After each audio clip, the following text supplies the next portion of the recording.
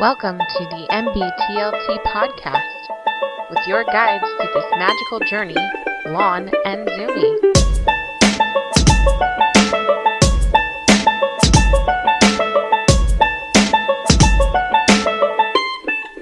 Welcome to another episode of the NBTLT podcast, the only podcast that can fill the void left by your ex.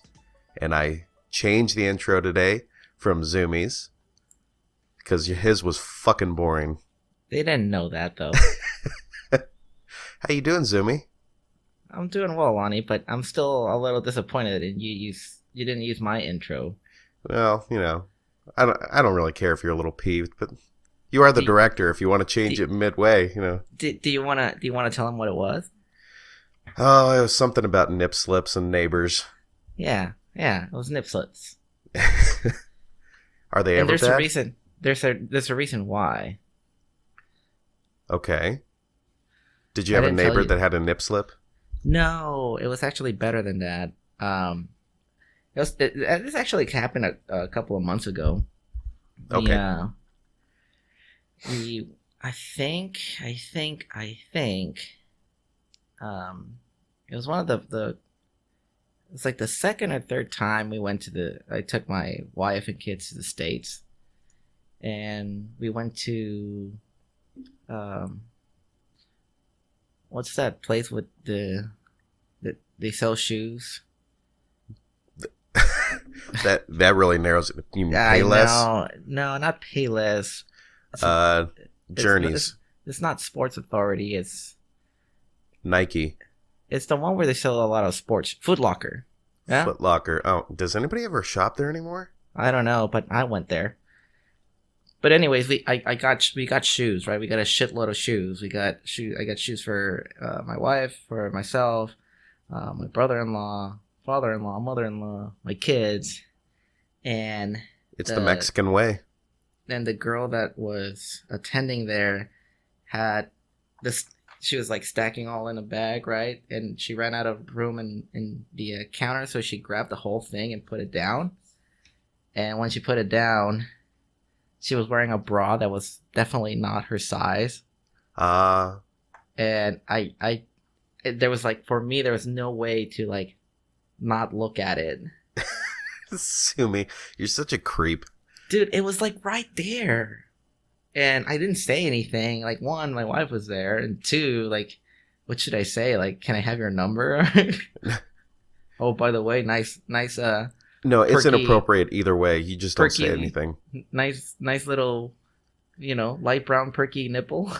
Nice tits. No, it's rude to say anything. You don't mention it at all.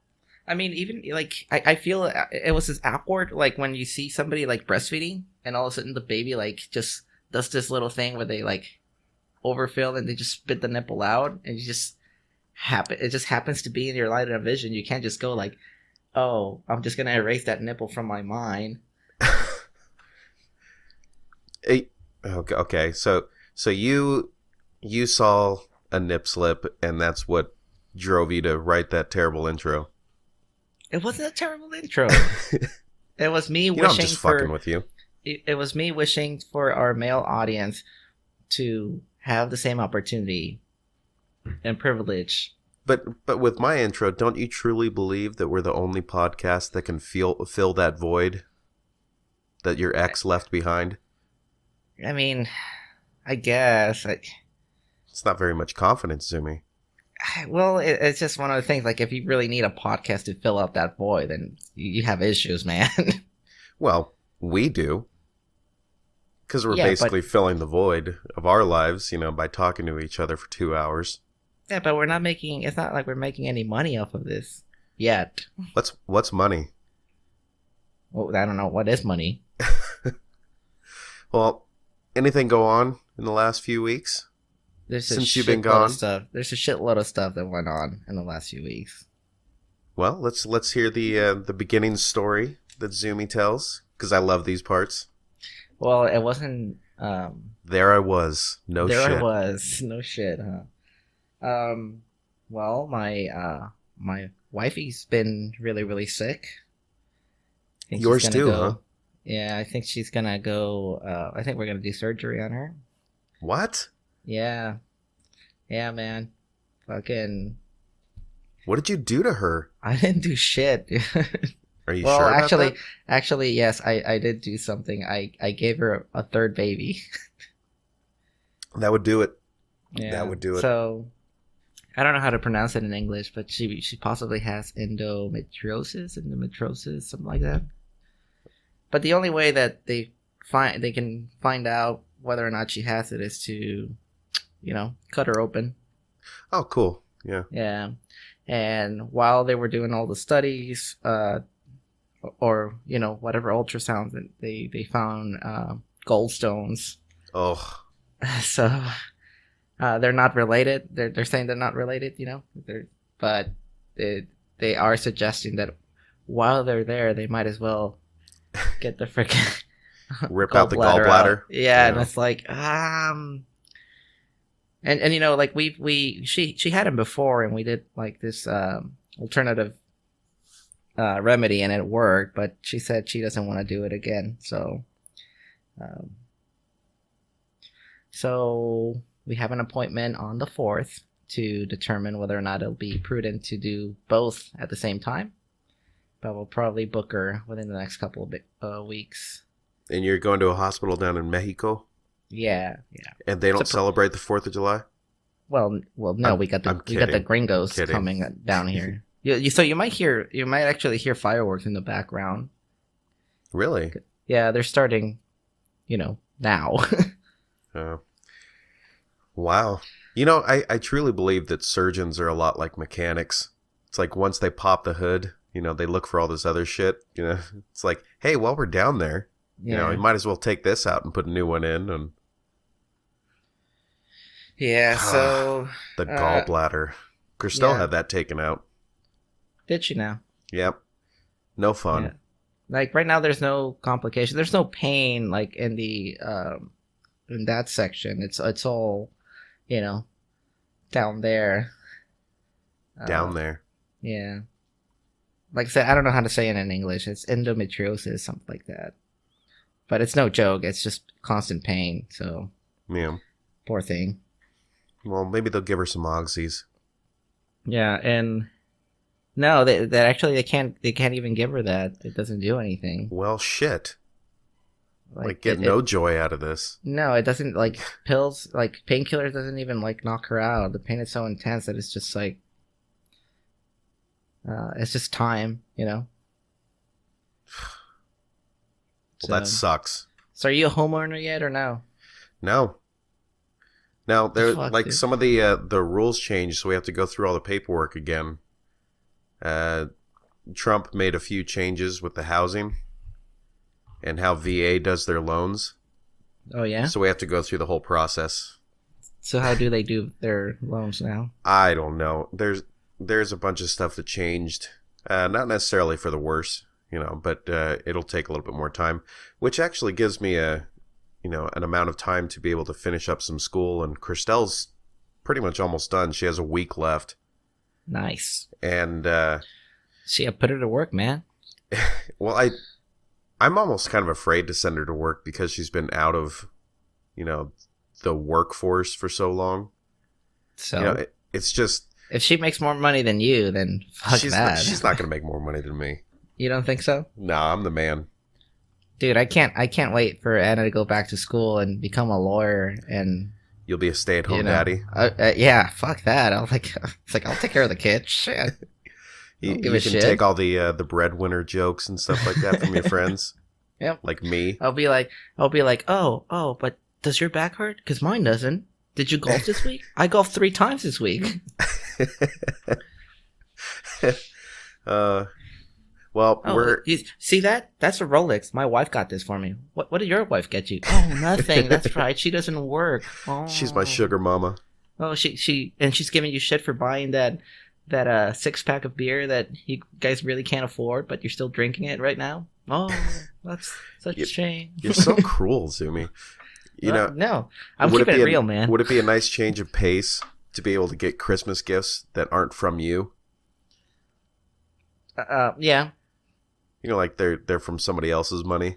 That'd be nice. That'd be really, really nice, actually. I really don't have a problem. I honestly, I don't even think about it like when Christmas rolls around, but if you do sit down and think about it, you're like, oh, well, Merry Christmas, me. No. Yeah. Well, it's weird, right? Because everyone says like, "Oh, I got you a gift," and but it's true. Like when you think about it, you're like, "Oh, well, how did you get money? I'm the only provider." Oh, with leftover money. I was like, technically, I bought that gift for myself then. Yeah, I think that's a terrible way to look at it because then you'll end up getting into a fight. No, it is a terrible way to look at it, but you shouldn't look at it that way. They got you something. They could have easily not told you that they were saving money that was left over or whatever, and they could have bought something else. Yeah, I don't mind. It's not so bad. But I mean, speaking of birthdays, we got ours coming up pretty soon, Zumi. We do. September. Yours is at the beginning of the month. Yours or mine at the end of the month. Yours is only 20 days later. Yeah. It's pretty crazy, huh? I'm going to be 33, motherfucker. Dude, I'll be 32. Oh, you're adorable. I'm a puppy. Yeah. 33, though. That's such a Illuminati number, man. I'm not looking for it. That's the same age as Jesus. Yeah. Oh my god. It's coming, dude. Yeah. I'm going to be in my mid-30s pretty soon. I mean... Is that technically my mid-30s? No. Like 33, 34, 35? 30, no. 35, right? I thought like 34 to 36. Really? Yeah, and then like 37 is like your late 30s. When does that midlife crisis come out? I don't know. I don't know if it's going to hit me. I think it already hit me. But I was in my 20s when I got the midlife crisis. Yeah. I'm over that shit. Motorcycle? So. No, I didn't get a motorcycle. What did I got golf clubs. Oh. So yeah. You're still going through your midlife crisis. Well, no. It's something that I eventually enjoyed, but, Uh-huh. I definitely didn't get a fucking Miata. I call bullshit. Nobody enjoys golf. Dude, I enjoy golf. I started golfing again, actually. Fuck golf. I'm done with volleyball, so I need something else to entertain myself. You got the U.S. Open going on. Yeah, what's up with that? I heard that like all the older golfers are winning now, and like the younger guys just suck. It's not that they suck. It's just there's just a lot of competition, and I think the older guys know that they don't have to pipe the ball 350 yards to win. They just got to putt. I guess. Well, I saw. Speaking of other sports, I saw a little bit of the match between Germany and Mexico, the soccer game. Oh, dude, don't even get me started in this Holy shit, dude. I mean, I've always been impressed with the German team, but that was... Mexico got spanked, dude. Dude, they were saying that there's a meme came out that there's like, what the fuck? There's a better defense on a 87 whatever model. I can't remember the model of the car than in the Mexican soccer league. That was no joke either, man. Because I mean, Germany wasn't even doing that good in the beginning, and they just out of nowhere just exploited every weakness that Mexico had. Well, except for that one goal. The one goal that Mexico got, it was just right over the defender. As they created the walls, just went right over him. The goalie's just standing there whatever.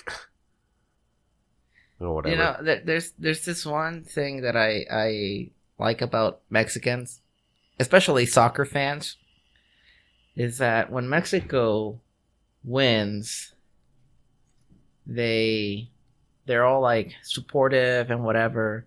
As soon as they get their ass whooped, like they did against Germany, it's oh, the team is lacking this, they're lacking that. Yeah. They should have done this. they can't be doing this.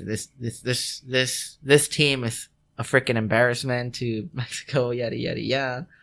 But and then they go and make comments like, well, let's say this was an exhibition match, right? Yeah. And let's say Mexico beats Germany, and then they have a tournament, and Mexico loses in like quarterfinals or something like that, and then in the finals, it's Germany versus somebody else. Yeah. Right? And Germany wins. But because Mexico beat Germany in an exhibition match, they would say like, "Oh, Mexico should have won first place because that's such horseshit. They beat Germany. They beat him." Like commentators do that shit all the time too. Like sports analysis, they do that shit all the time, and it is so annoying. They do that shit in football during preseason games. You know, like preseason games when we're playing our third string guys. You know. Yeah, it's not the same. It's not the same. You know. And the whole point of like exhibition matches and stuff is to like test, you know, like to kind of get a feel for your team and everything, and you know, have some fun. You make some substitutions that you normally wouldn't make, and you play them in spots that you normally wouldn't play them and stuff. And yeah, you just like every fucking coach. Yeah, every fucking coach knows that. But why is it that these commentators don't? Like, yeah, they need a job. They do. They make their money off hot takes and you know. All this bullshit that they spew. So I don't know. Everybody needs a job, you know. So I guess some of these talking heads need to come up with something. But it's easy to sit in a chair, you know, and try to analyze like some of these sports teams and well, which is another interesting thing. I know we're skipping around on sports here, but I had heard But we got 1 month, right? For foosball. Yes. Just about. Yeah, we have 1 month for training camp to start up, or less than a month now. And then, you know, of course, you'll have all like the joint practices, and then you have preseason and then regular season. And then we have like 3 weeks for Game of Thrones, right? Yeah, that's, I think like the 17th or something of this month. So, getting close, dude. It looks good. Yep. Dude, it looks fucking crazy good. But anyway, I saw a thing on Serena Williams. Oh, dude! Did you see this shit? I did. She involved in an accident and an old man died or something like that. Yes. And it wasn't just that. Like I'd looked up some other stuff while I was seeing that, and I saw. I don't know how old the interview is, but it was about. How she was asked if she would ever have a match with who's her good friend, the male tennis player. I'm not talking like Roger Federer or anything like that. Nah, I know who you're talking about. But she trains with them all the time, and they hang out and stuff. But she was asked if she would have a match with him, you know, like competitive, and she's like, no, I'm not looking forward to being that highly embarrassed. In a match, and they asked her like, why do you think you'd be embarrassed? And she's like, well, she basically said, you know, he's a male tennis player and I'm a female tennis player. There's just differences, right? And she caught a lot of shit for it because you know, of course, all these you know like feminists came out and started saying like, well, you're the best woman tennis player in the world, and she's like, yeah, but they're just on a different level. That's just how it is. Right. And that sucks. Like to put her in that spot saying like, well, you know, you should represent women and still have that match. But she can. That's the whole problem I had with it. It's like, dude, she totally can. There's nobody in the world saying that Serena Williams is not the best tennis player within her division. Yeah, they shouldn't do that shit. It's like this fucking Mayweather McGregor thing. Like yeah, as much as I love McGregor, I don't think that he can beat Mayweather. Yeah, I'm not even gonna bother watching that shit. No, because it'll just be embarrassing for me and everybody involved, and you know I would love to see McGregor put Mayweather on his ass, but I honestly don't think it's gonna happen. Yeah, I don't know. It's just one of those. It's like Rocky fighting Hogan on what Rocky was 3? that? 3, yeah. You mean Thunder Lips? some new list. It's just like The dude, ultimate no. male. Ugh. Oh yeah, yeah. It's ridiculous. It'll be fun to watch. I mean, but I don't think I want to. It's I don't think it would be fun. Like it's just like I know that you guys are just want money and that's pretty maybe much it. Maybe Mayweather's going broke. That's why he needed a fight. I don't know how he could be. How that's the only reason he would come out of retirement. I mean, how would you spend all that money, dude? He seems like a guy who's not financially smart. I'm sorry. Maybe a little, but I don't know. I think he just talks a lot and has. Flashy cars. For all I know, he can be a great investor, but like that tells me it's desperation. Well, I saw. I was at work Thursday. Yeah, I think it was Thursday on one of the sports channels. They had the Chasing Tyson documentary. It was part of it was about. Well, I think the whole thing was about it. I didn't get to watch the whole thing because I was on lunch break and stuff. But it was about Evander Holyfield coming up through the ranks, and finally, after a while, being able to have a fight with Mike Tyson. And it's interesting because you remember back then, nobody was paying attention to Evander Holyfield. Right. I mean, he was good, like really good. Yeah. And he was going to fight Mike Tyson for the championship, but Douglas beat Tyson because Tyson had a bunch of shit going on in his life at the time. Yeah. And Douglas just, pretty much laid him out in the first few rounds.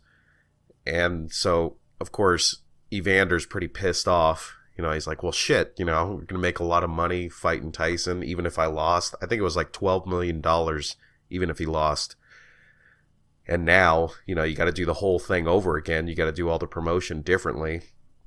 So he finally gets to the fight with Tyson. And we, of course, remember what happened. Tyson gets angry with the headbutting. So he bites off Evander Holyfield's ear.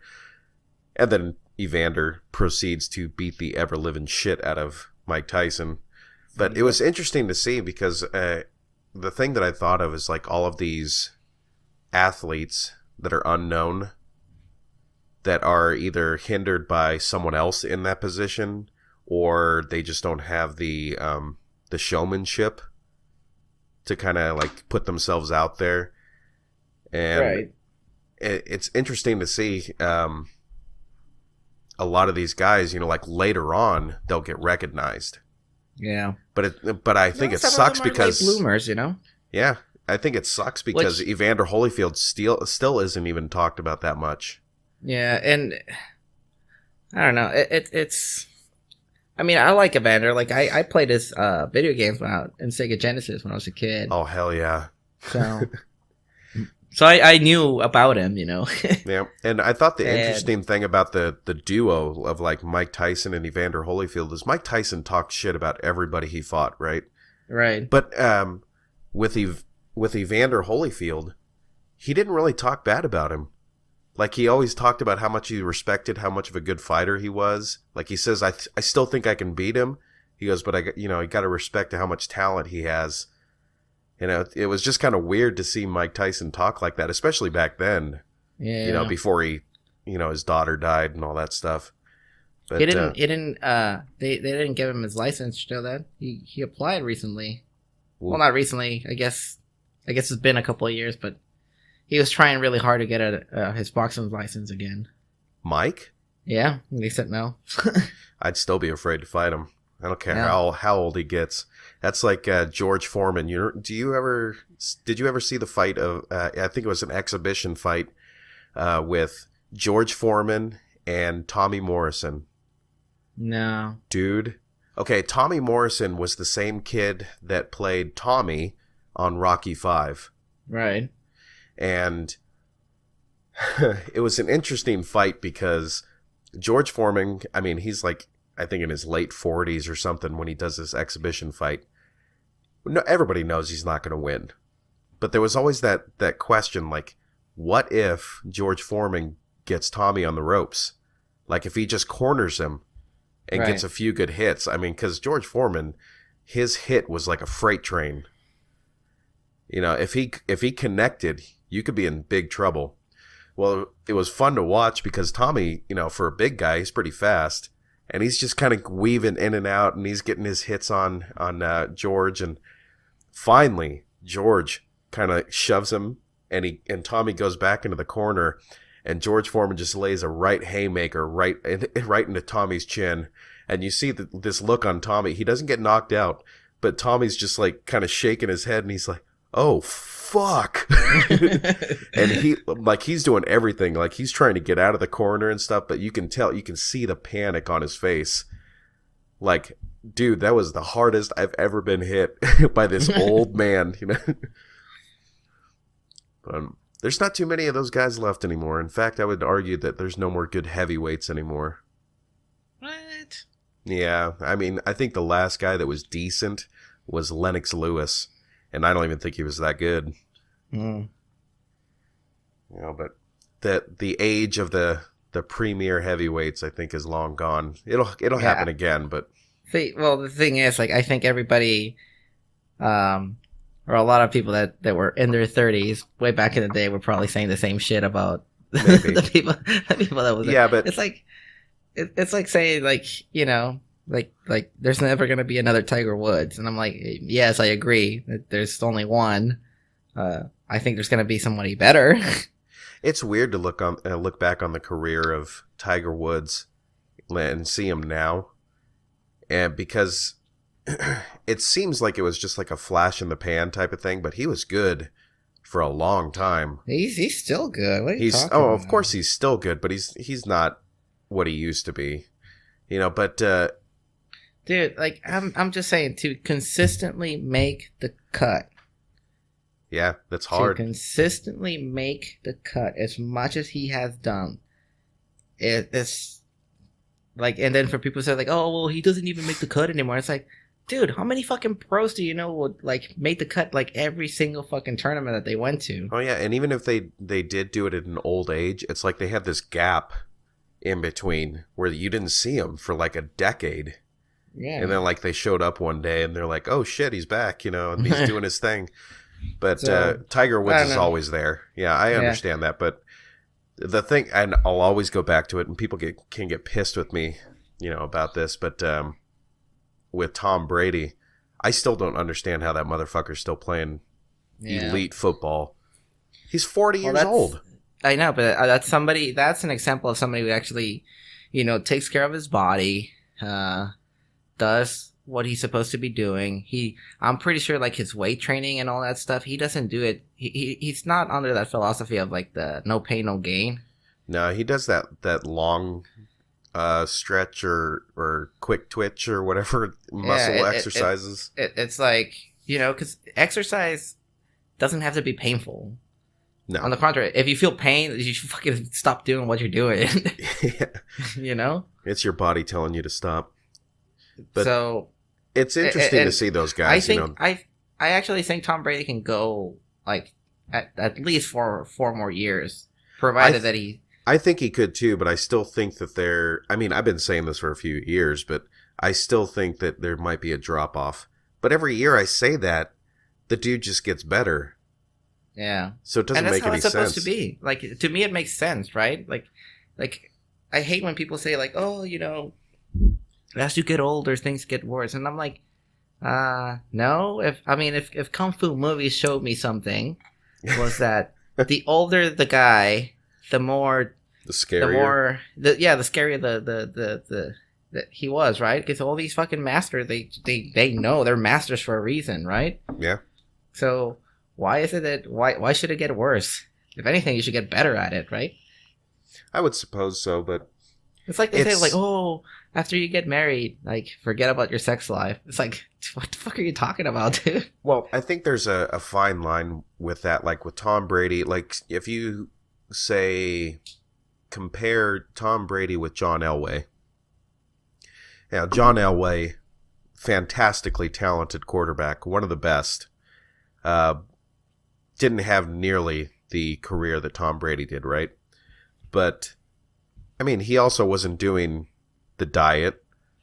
He wasn't doing all the exercises. In fact, back then, I mean, a lot of guys were like Ben Roethlisberger type diet, where they just eat whatever the hell they want to because they got the arm, they got the power, they can do all that stuff. But, Tom Brady doesn't have that kind of stuff, and he knows that, so it's one of those things where, say you don't necessarily have the elite talent or gift for like the long ball to be able to make the powerful throws and stuff. You have to work on your mind.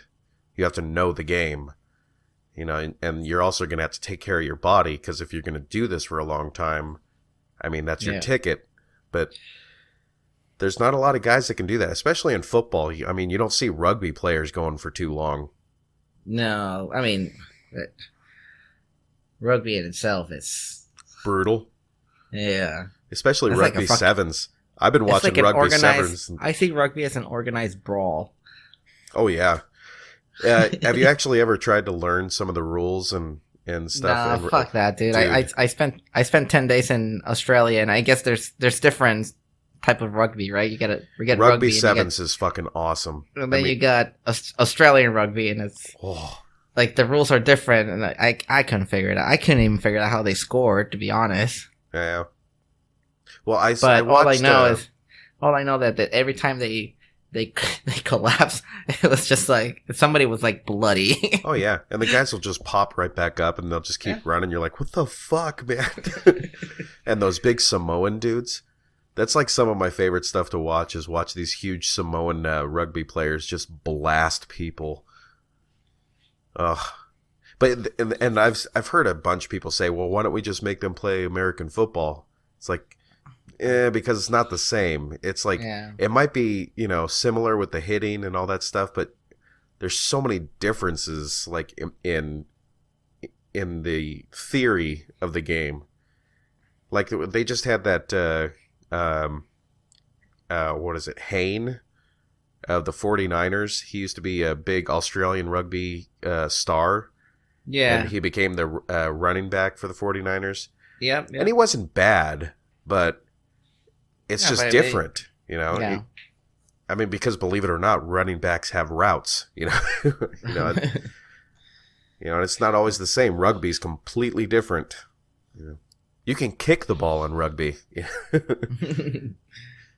you can kick it forward, right? Yeah, you can kick it forward. I don't know all the rules. You can pass backwards. You can kick the ball. You can't pass the ball forward. You have to kick it forward. Yep. And then a touch, and oh gosh, there's so many different things for rugby, but it is fun to watch. Like I said, especially rugby sevens, it's not necessarily complicated. It's just faster, because there's only 7 guys on each team.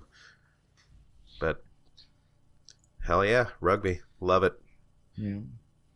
So, what else, Sumi? Yeah. Moving from sport, I went to the VA hospital.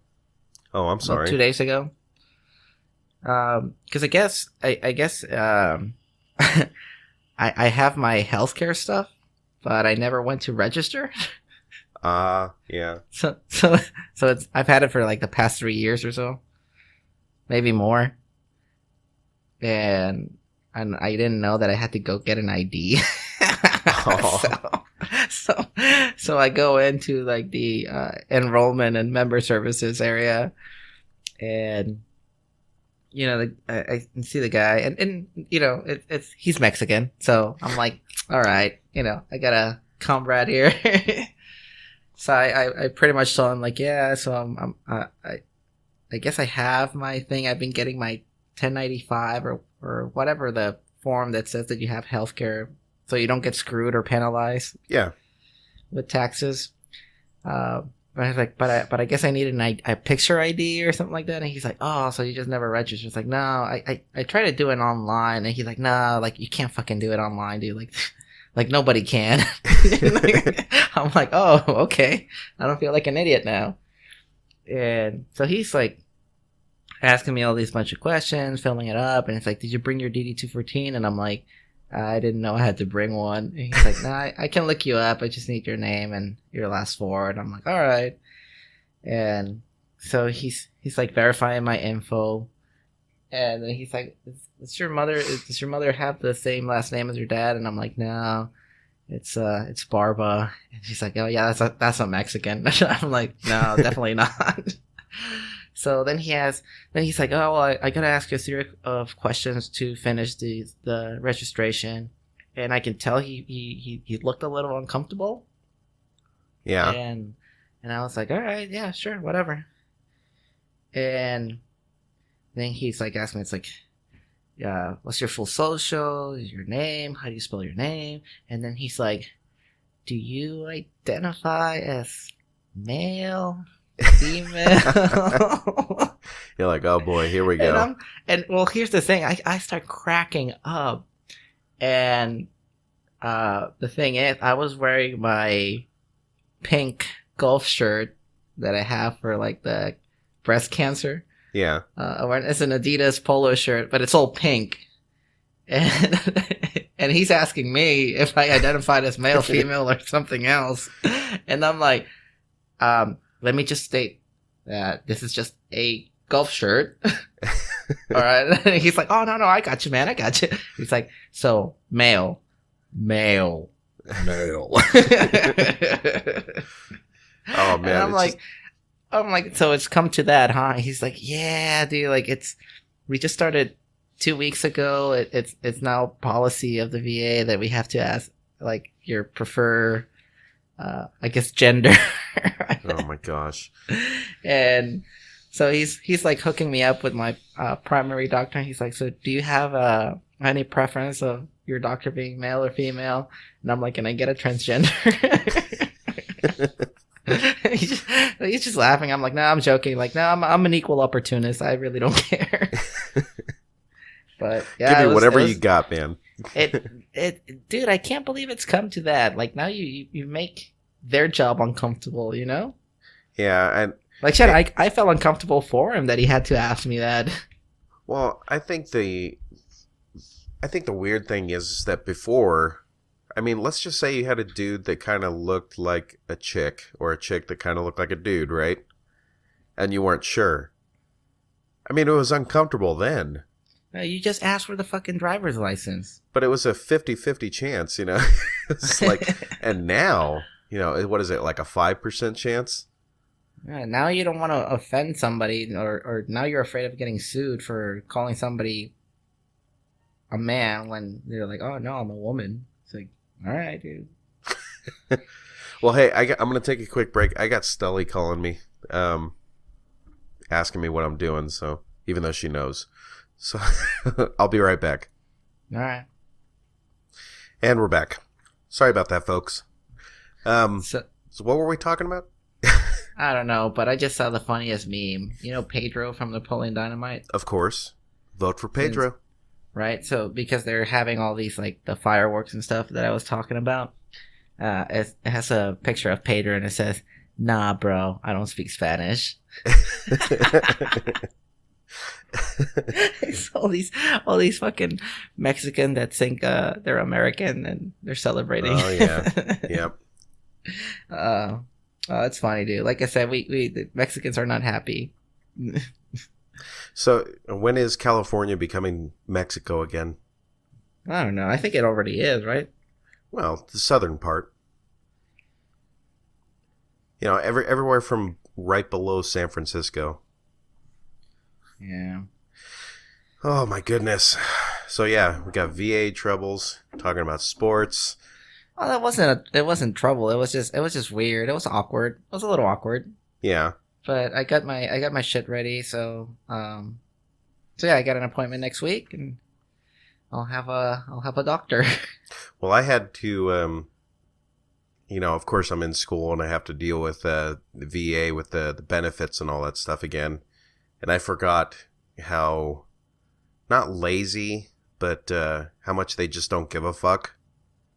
Yeah. You know, and of course, what was it, like the day after your third week of class, they're supposed to, you know, turn in your, the school is supposed to turn in your, oh my gosh, I can't believe I can't think of the word here, your attendance. Oh, to the yeah. VA, so the VA knows to pay you, right? Well, my school did it on time. Exactly like at 8 o'clock in the morning, the day after my third week. But of course, VA, they take vacations like, Congress. So, like they have this entire week off or whatever, like that department does or something. And through the 4th of July. So now I have to wait for them to, get back and enter it in and then to process it. And it's just a clusterfuck. Yeah. Yeah. And then if they dude, screw up, if they put the wrong like dates on it, then they'll make it like 3 weeks after that date, not the one that you did. Right. It's like, what the fuck is wrong with you people? So you had something to tell me though. About yes, there is something interesting going on. I don't know if you've gotten any responses from fans, but one of these was actually really odd and happened last night. There's 2 incidents. That little section on the set list there, Okay. that's 2 incidents. The professor that I have right now, I don't know if you call him professor, instructor, whatever. Teacher, yeah, mentor. I don't know. the Or teacher mentor. that I have right now for IT, he's previous Air Force, Oh, and shout out. he, like, one of the discussions was on like what is one of your side projects that you do. Oh shit. So so I, of course, my main side project is the podcast, and so I mentioned it a little bit, and I kind of said, what you and I do and what we talk about, and I didn't post anything for the website or anything like that because technically that's not allowed, Right. Yeah. So I did that, did my discussion post, and about a week later, had a little conversation with my instructor who wanted to talk to me on Skype. And I got on Skype, I'm on my phone, and as soon as I answer, like, he's laughing. And I'm like, what is happening right now? And I said, how you doing, sir? He's like, dude, he goes, I just want to tell you I found your podcast. I'm like, are you sure? And he's like, yeah, I'm pretty sure. He goes, is it NBTLT? I go, yeah. He goes, dude, it's great stuff, man. I'm like, oh, well, it's cool. I go, does that give me an A? He's like, no, that doesn't give you an A. But I had that incident. We talked for a little bit, but well, shout out to that professor. yeah, I'm not going to mention his name. I'm not going to do anything like that. But he's he's actually a really good instructor. I'm not trying to now pander to him, now honestly. start with the kick ass or kiss ass. Sorry. I'm not trying to pander or anything, but he really is a good instructor. You should have said, like, I'm gonna kiss your ass in the next episode. So I expect an A, and I'm not going to do any more work. But the other incident happened last night, and I didn't even realize it until Christelle kind of brought it to my attention. I went to Winco last night, just to go pick up some food, right? Because Christelle didn't feel like making any food because she was, doing stuff at her parents'. So I was like, all right, I'll go to the store real quick. So I go to the store, and I picked up everything from beer to, like spinach dip mix, and I mean, it looks like a pothead delight. It was just so bad. I mean, it was just snacks and beer. That's pretty much what it was. So he's like, having a party, huh? I go, oh yeah. And he's like, what you up to tonight? I'm like, hanging with the wife. He's like, oh, okay. But I got to talking to him a little bit about, like the beers that I had bought and stuff. And he's like, you sound familiar. I'm like, really? Okay.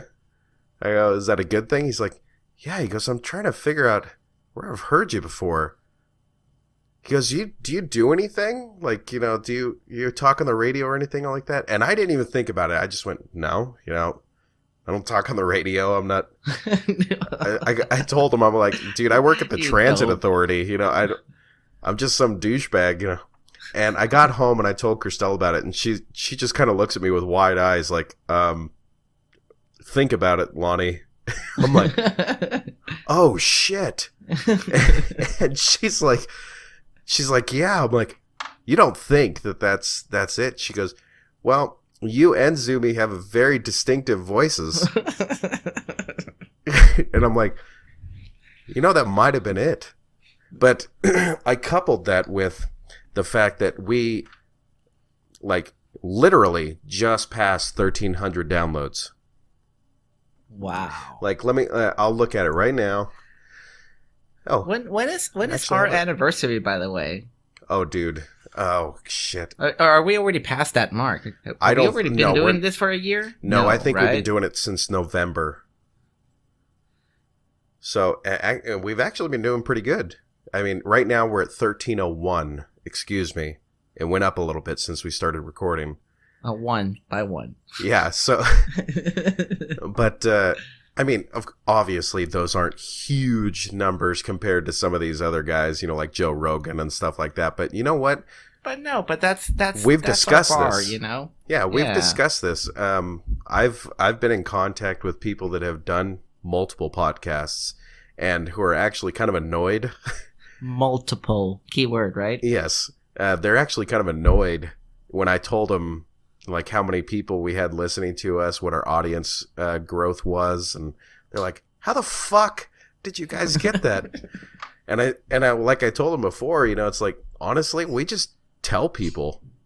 That's really all we do, and like the only other real advertising that we do is very minimal stuff on Facebook, and that's when the episodes come out, and I tweet every now and then. Like, I'll talk back and, like, I'll try to make, like, a discussion with, you know, other celebrities and stuff like that on Twitter. Doesn't always work.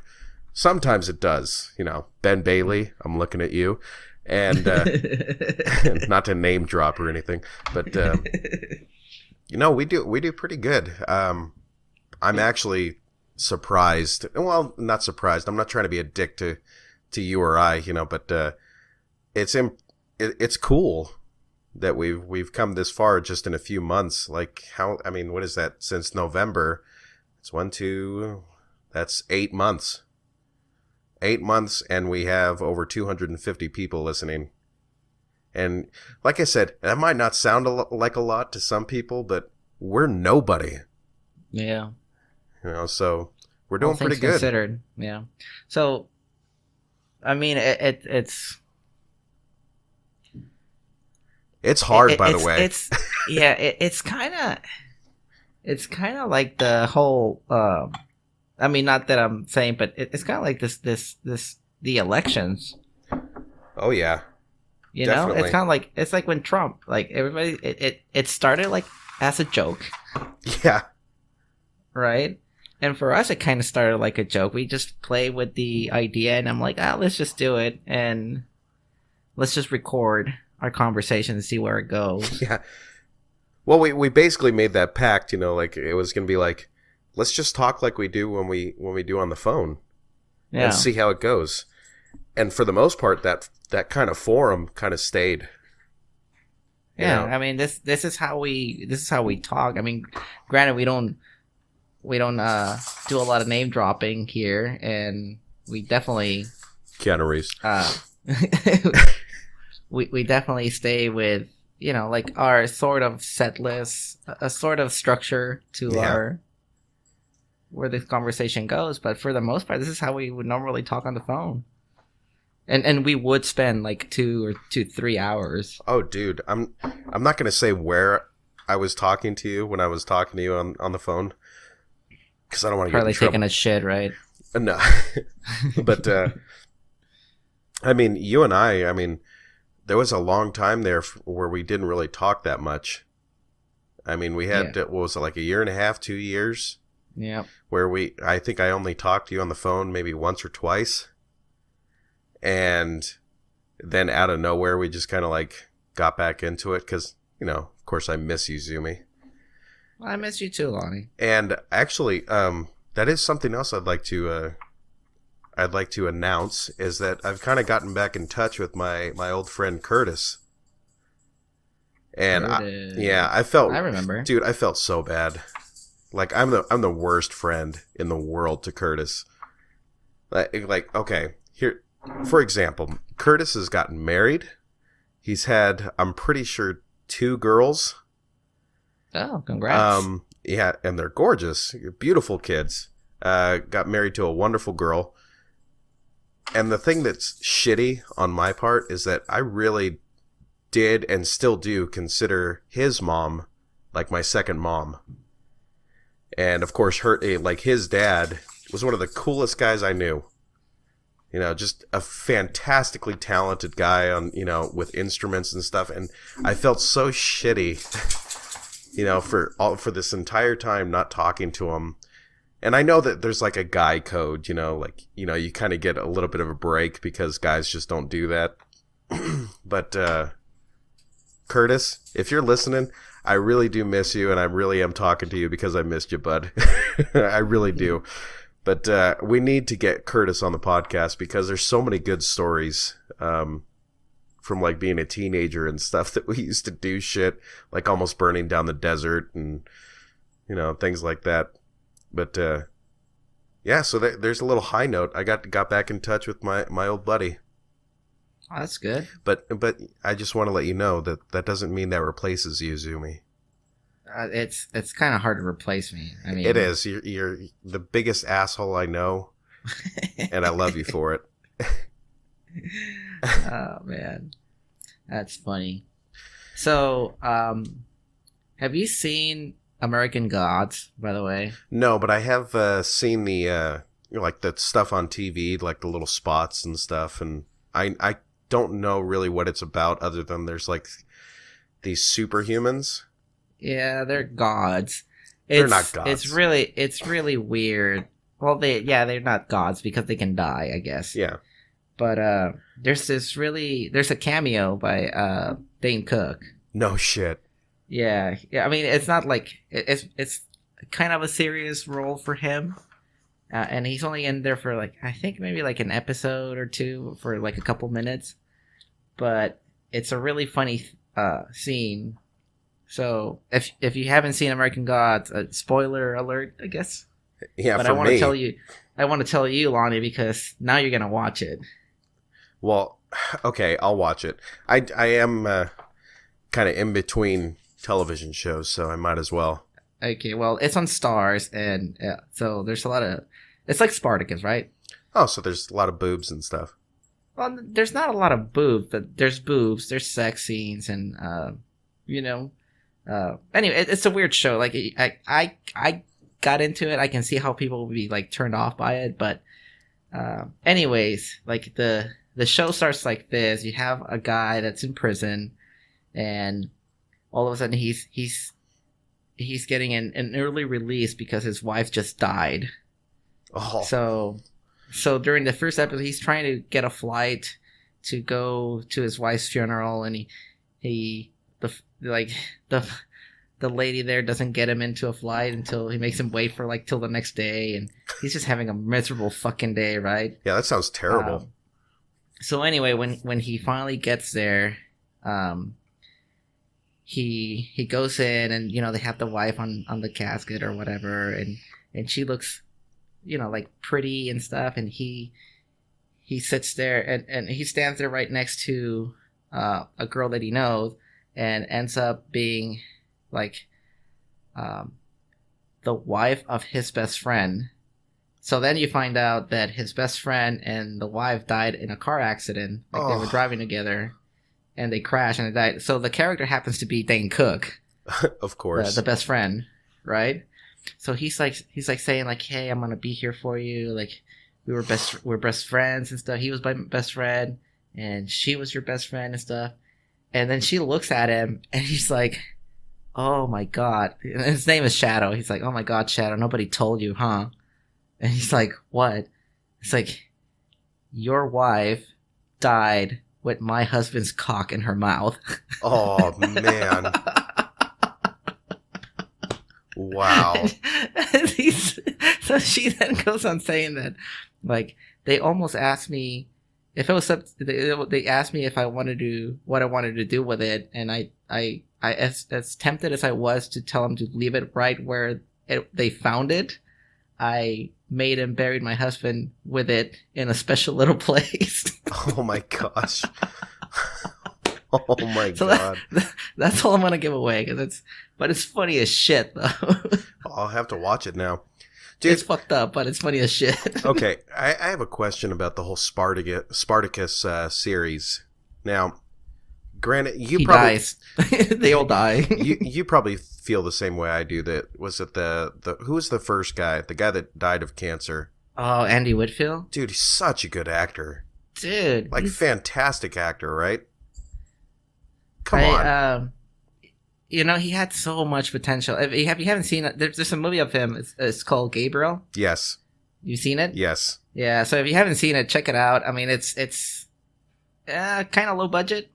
Yeah, but I mean, the indie side, it's still pretty decent. But you can see where like he was just a fucking pretty boy, you know? Yeah, but I mean, he was a good actor. I mean, yeah. But it sucked because like that role of Spartacus was perfect for him. And of course, he dies right after the first season is done. And the new guy's not bad. I mean, the new guy's not terrible, but he's nowhere near. Well, he had the worst kind of cancer. Yeah. Just fucking skin cancer. Yeah. And by the end of the first season, I think he beat it. Yeah. So when the third season, i.e. second season of like the regular timeline of Spartacus, it came back and they were just, Stars was just like, yeah. We might as well just let it go. Yeah, we got to replace you, bud, type thing. And then he didn't make it, but. That's brutal. But he didn't die before it started or during. Yeah.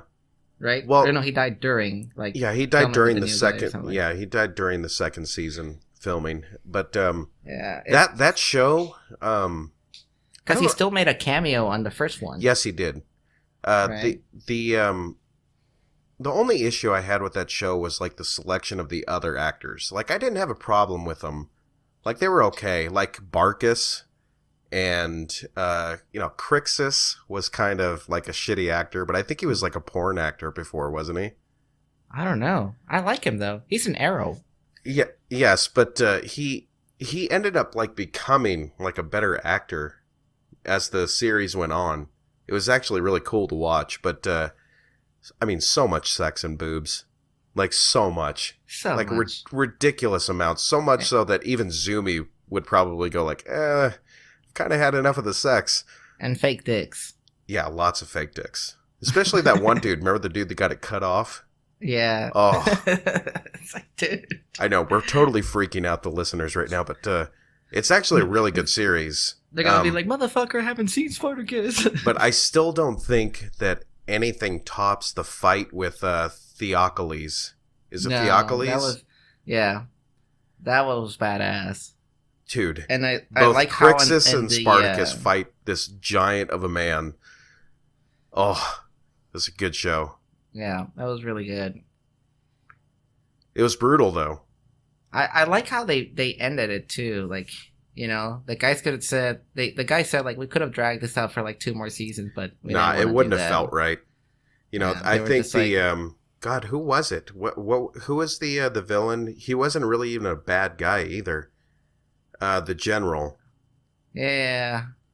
I should know this. He Shit. existed. Like Marcus? No. Pompey. No, Pompey was... No, it was... No, Pompey was the guy that he was, like, kind of competing against. Was the other general that he was... No, it is Marcus, isn't it? No. Marcus something? But it's not Pompey. Yeah. No, it's definitely not Pompey. Well, because you had in the first season, there wasn't really a clear... No, not Gladius. Gladius is the first one. God damn it. Yeah, Gladius is the first one, but he's not really the main villain. There's no real, like, one villain in the first season. Oh, dude, what was the... dude, we could get into this, but I'm not going to get into, like, Spartacus lore right now. In fact, I really have to take a pee. So go ahead and look it up and tell people what you're finding, because I'm going to go take a pee. But look up the main villains and stuff for all the seasons. Yeah, shit. Huh. Well, I'm looking at Wikipedia, and Wikipedia is asking me to donate 35 Mexican pesos. Yeah, definitely not gonna do that. Alright, so Spartacus. It is Marcus. Oh, that was a quick piss, Lonnie. What'd you say? It is Marcus. It is Marcus Crassus. Marcus Crassus. Okay. Yeah, the richest man in Rome. But so get this, like a little bit of like real history type thing. Okay. Like the whole reason why Marcus Crassus gave Pompey the kind of like the honor of him taking the credit for stopping that rebellion. Yeah.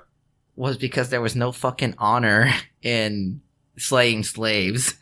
Oh, dude. And that's exactly what gladiators were, so. Okay, was Spartacus real, or was he just Yes, he was real. Was he actually a gladiator and all that stuff? He was in the military. Was he part of the Legion? Yeah, and he deserted, and that's how he ended as a slave. But he was really smart, and he had a lot of he knew a lot about military tactics. So you're telling me that the movie Gladiator kind of stole from the actual history of Spartacus? That would be a more accurate depiction of Spartacus, actually. Yes. Because he didn't succeed. I mean, obviously. Right. But he came really fucking close.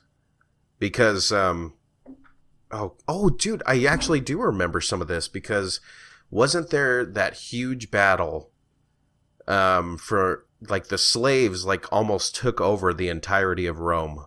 Yes, because the main what's it called? The main force was fighting to the west or east. Yeah. And these motherfuckers, because they're intelligent and they know how the Roman army works, they just kind of slip in. Yeah. Dude. But like I said, there was no honor in defeating slaves, so that's why kind of like Marcus Crassus just kind of like went like, oh yeah, Pompey saved us. Pompey saved us. That's fucked up. And Pompey's probably like, fuck you, man. But there's a lot of politics that goes on in history with the Roman Empire. It's actually really interesting. If you go into Roman history, I mean, there's so much stuff that's actually documented, because that's what they did. I mean, They were very, very high class, I guess you could say. They're kind of like us. They had a log for everything, and everybody, wanted to write down their history. So you have even like peons, like just random common folk that used to write their own manifestos and stuff. And it could have been just a goat farmer, whatever. Yeah. But it's an interesting period of history. Well, don't you think that's a little fucked up though? What's you that? You can be a fucking hobo, but if you were a Roman, you were more than a slave. Yeah. As a fucking hobo, you were more than a slave. You could have been a woman and a prostitute, and you still have more worth than a slave. Yep. Like a big ass motherfucking gladiator, you still had more worth than he did. Yep. Yeah, that messed up. Yep. And even if you were a gladiator, you could earn your freedom. If your master gave you freedom, it still doesn't matter, because you're still like a second class citizen. Correct. You weren't fully Roman. Yeah, it was like isn't it Japan that does like the half citizenship? I think so. Like the gaijins. Yeah. I mean, they're obviously not treated like, Romans treated those half citizens. But the Spaniards did that with the people that came to Central America as well. Yeah. Like if you were Spanish, like a Spanish father, Spanish mother, and you were born in anywhere in like in Mexico or whatever, you were still still a second class citizen. You couldn't own property in Spain. Yeah, and that's where you didn't have a lordship. Yeah, that's where the merchants used to make a bunch of their money. Was they'd have some family that was, let's say, like the two Spanish parents, but they're in Mexico, say as like a Don and his wife. Yeah. What they would do is they needed to travel back to Spain because their kid was going to be born. Like that, like it's fucked up. Like a bastard son would have more legitimacy than a pureblood son born in Mexico. Yeah. It's messed up, huh? But yeah, it's crazy.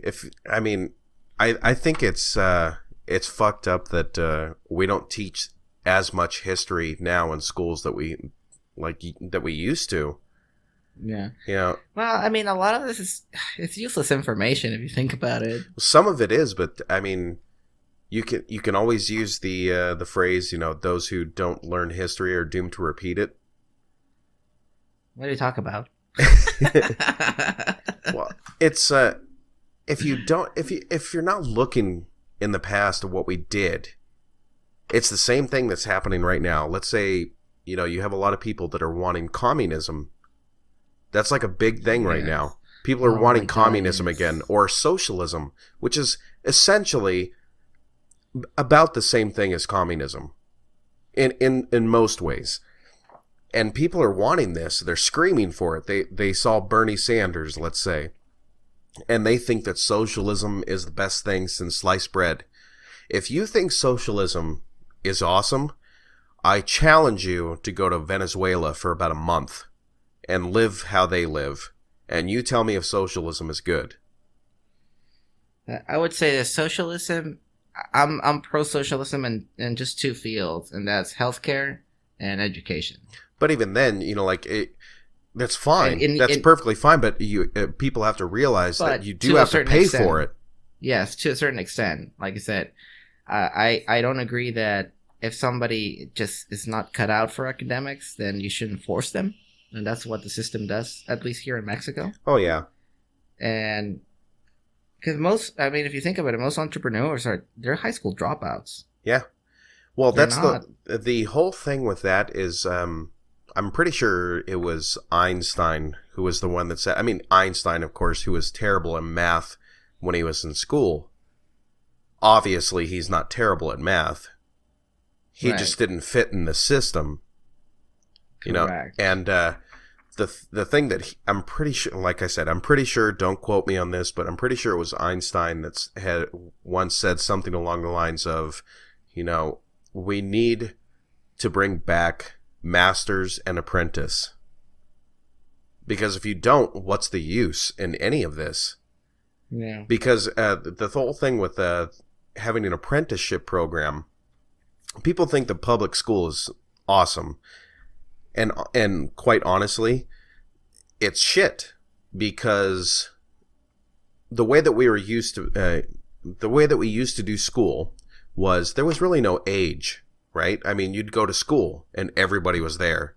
Yeah. Everybody from 8 years old to 18 years old was in school in the same classroom, and you're all learning the same thing, because they didn't look at it as levels.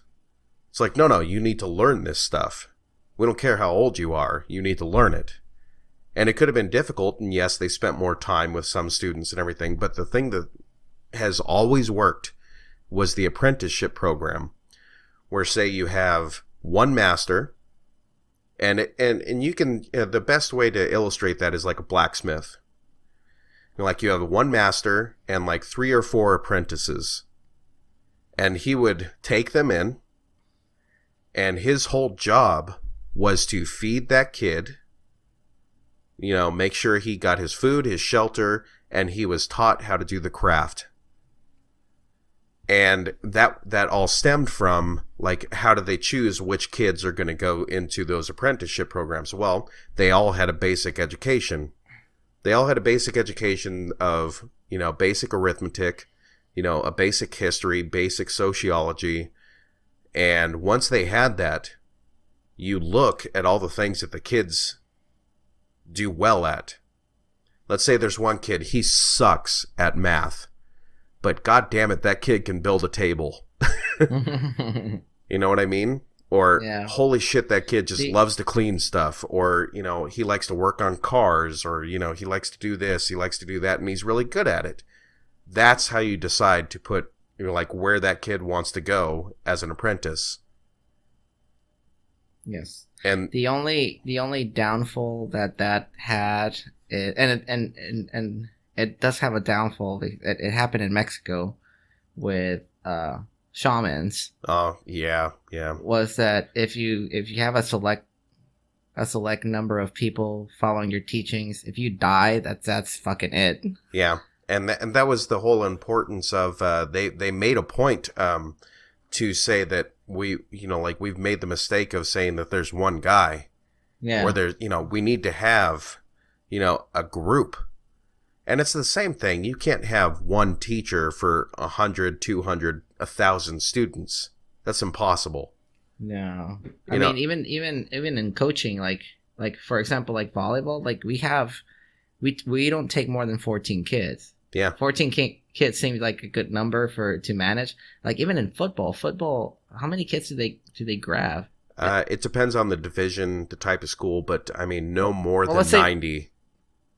90 kids for one football like just team. A varsity, like one varsity team. Yes, would be 90 kids. Yeah, just because of the that would be like 5A football. If you're talking like regular like Division I football.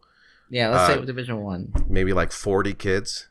40, and how many coaches do they have aside from the head coach? Shit, it's like 3. Exactly. I mean, even like that in modern, like we know that if one guy cannot deal with. No. And it's too much. I mean, you can't have you're not expected in the apprenticeship program type of thing. You're not expected to have like a relationship with your student. But what you are expected to do is make sure that each and every individual student masters his craft. Yeah. And the problem that will arise with that is that if the more students you get, the less time you have to work on technique. And if you know anything about any type of trade, technique is key because everybody's different. There could be a shoe tailor and he has a certain technique and he's going to teach a student that technique, but he's also going to tell him about these other techniques that he doesn't use. And he's going to show that kid, this is how you do that, but I suck at it, but why don't you give it a try? And you're not going to get that the more students that you have. And when you look at public school systems, I mean, you can only go as fast or as far into the education as the slowest and dumbest kid. I'm not trying to be rude to the, any kids that suck or now anything. Now it is. It used to not be that way. Oh no, that kid would be sent to remedial classes. They don't have remedial classes anymore. No, now they have the No Child Left Behind program. So that is bullshit. It's yeah. I mean, I don't necessarily agree with it. I think it's fine. Like if because there are some kids that are there are like special needs and all that stuff, right? And that's fine. But it's you can't base your entire education system on the one kid shits his pants, so everybody else wears diapers. Yeah, and I think everything stems from the class warfare type of thing, and the false mindset that we've kind of set on ourselves here in America is that there's still a class. Now, I say it's false, even though it still exists. It's false because that's not what the Constitution of the United States is about, right? The Constitution kind of determined that everybody has an equal opportunity to make something of themselves, even if they make less money, or even if they don't have as much land as the guy next door. It was all determined to say you can either be a CEO of a steel company or you can be a janitor. But it's all dependent on what you want to do. Correct. Now, I'm not trying to dog on janitors. I used to be one. You know, if that's what you're good at and you enjoy it, who the hell has the right to tell you that you can't do that? Yep. All I'm saying, like, the perfect example of that is Tony Robbins. Yeah. Have you seen that story? Yes. Holy shit! You want to talk about somebody who had it bad? Very, very bad. Fuck me, dude. You know, and that's the whole thing. I won't spoil it though. It's on Netflix. It's called I'm Not Your Guru. Yeah. And I know we always try to kind of stay away from the politics thing, but on this podcast, but we always seem to be sucked into it. But I'm not trying to say that capitalism is perfect, because it's not. But capitalism is set on the basic idea of if you do the work and you put in the effort, you get paid, or at least you get rewarded in some way, right? If you're trying to sell a product, if it's good quality, if you put the work into it and you try to make it sell, you'll sell it. Now, then you go on to like super capitalism, where it starts it kind of ends up being fucked up because one guy gets, billions and billions of dollars while sitting on his ass. But you have to remember that those guys didn't start out that way. Yeah. It's like us, Yeah, we'll be billionaires one day, and you guys are going to be hating us for being the 1%. And and then we'll always remind you, it's like, yeah, we used to have this shitty ass podcast. Sumi would record in his kitchen.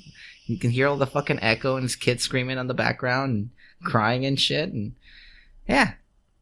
Yeah, but then your kids will be grown and will be on Jimmy Fallon, and yeah, and we'll be old and broken. Mark this day, Lonnie. July 1st, 2017. We talked about this. Yep. As long as the asteroid doesn't hit, we're good. Speaking of asteroids hitting, dude, have you seen all the shit that's going on in Yellowstone? No. At all? Like, okay. This is news for me. What's fucking... Okay. I see. You wrote Yellowstone, and I thought you were going to make a trip or something. Well, we were. Okay. Yes, we were. Okay. In the last couple of weeks, Hold on. Can I make a prediction first? Yes, go ahead. Okay, so it's either gonna be alien sightings or bears are mowing people down. Neither one, but shit. All right. Okay, you know about the super volcano underneath Yellowstone? Yes. Okay, it's fucking huge. Now, I do now. Okay, there's an enormous super volcano underneath the ground at Yellowstone, and it's huge. And they estimate that if this volcano actually erupted, it would pretty much take out the western United States. How huge are we talking about here? Are we talking like Peter North huge? Yes. So like massive. Do you know how many square miles does it cover? No. Why don't you go ahead and look it up while I'm talking about it? What the fuck, dude? Okay, it's huge. Let's just say that if it went off, just the ash alone would kill off the plant life in almost the entirety of the continental United States. What the fuck? It's enormous. And I mean, you thought Pompeii was a huge volcano.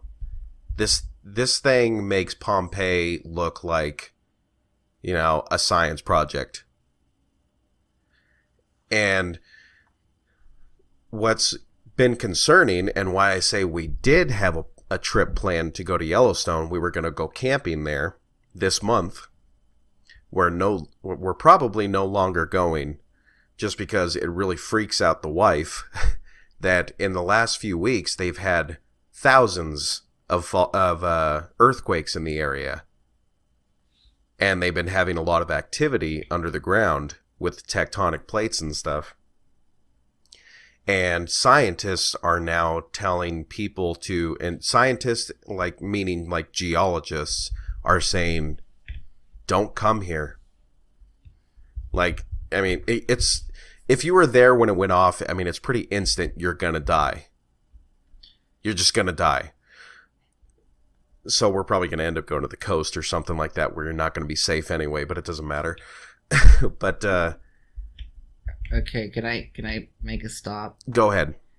It says the Yellowstone caldera, yeah. It's a volcanic caldera and supervolcano located in Yellowstone National Park, sometimes referred to as Yellowstone supervolcano. Elevation is 3142 meters. It measures 55 kilometers. Fuck. Which is like 34 miles by 72 kilometers. That's a huge fucking volcano. So 34 by 44 miles. Yeah, and that's just the size of the volcano itself. That's pretty fucking big. Yeah. And this is all underground. And that's where we get all the geysers and stuff like that. Lonnie, can you do me a favor real quick? What's that? Can you go into Wikipedia? I can go to Wikipedia. Why? Do you have restrictions in your country? No, just tell me if it's asking you to like donate money. Oh, let me see. Wikipedia. So I was telling the listeners earlier that I'm getting a message saying like, if you will donate 35 Mexican pesos. Let me see. Yellowstone. Let's try this. I'm going to try to go to the exact spot. The Yellowstone caldera. Didn't do that for me. I don't see anything, Zoomy. But I have pretty... You're not getting a fundraiser message? No. Although, like I was going to say, I have pretty robust ad blocks on my browsers. You know, I have everything from, you know, just the basic ad blocker to firewalls to, you know, host blockers and... So are they making like a solid prediction that this shit's gonna erupt pretty soon? Yes, that's what geologists are saying, is that we were due about 300 years ago. And now, because they're having so much activity, they're saying, we need to get the people the fuck out of here. So you're telling me that I'm fine, like down here in California? You're screwed. No, I'm not telling you you're fine. In fact, look up Yellowstone blast radius. Just Google image that shit right there, and it'll freak you out. I don't think I want to. I mean, why can't I just worry about normal stuff like pay my bills and... Yeah, you can do that until Yellowstone goes off. I mean, at that point, doesn't really matter. Oh, and the other thing I was going to ask you about while you're looking this stuff up. Now, Zoomy, there's a big trend going on with chemtrails. There's a lot of videos going up now of people claiming that the government is spraying chemicals on us and stuff. Now, I'm not going to say whether or not I believe this, but I will. You flew on the airplanes that have always been accused of throwing chemtrails. Yes, but did you ever see a contrail coming out of the back of our plane? No. Like ever? No. No matter how high you went? No. So... And if I did, I guess I couldn't be telling, right? No, you couldn't. But I mean, I'm just saying. Like... Well, okay. We've been out for a while now, right? At least I've been out for more than... Well, shit, yeah. Almost a decade now. And not once have I ever seen anything naturally form off the wings or the engines or the tail of an airplane naturally that would tell me that contrails are a naturally occurring event. Yeah. I mean, I could see where some jet engines would have exhaust, but not that high. That's the whole thing. If If contrails were to happen, I could see them happening at lower altitudes. Not at higher altitudes. No, well, but at the height that we usually fly, by the time it evaporates before it even hits the fucking Earth, right? Technically. I mean, in theory. And that's the whole thing. What's the one thing that we dropped that was supposedly evaporating into the air? I mean, that was JP8. That was fuel. Or JP5. Yeah, if you're in a cheap country, yeah.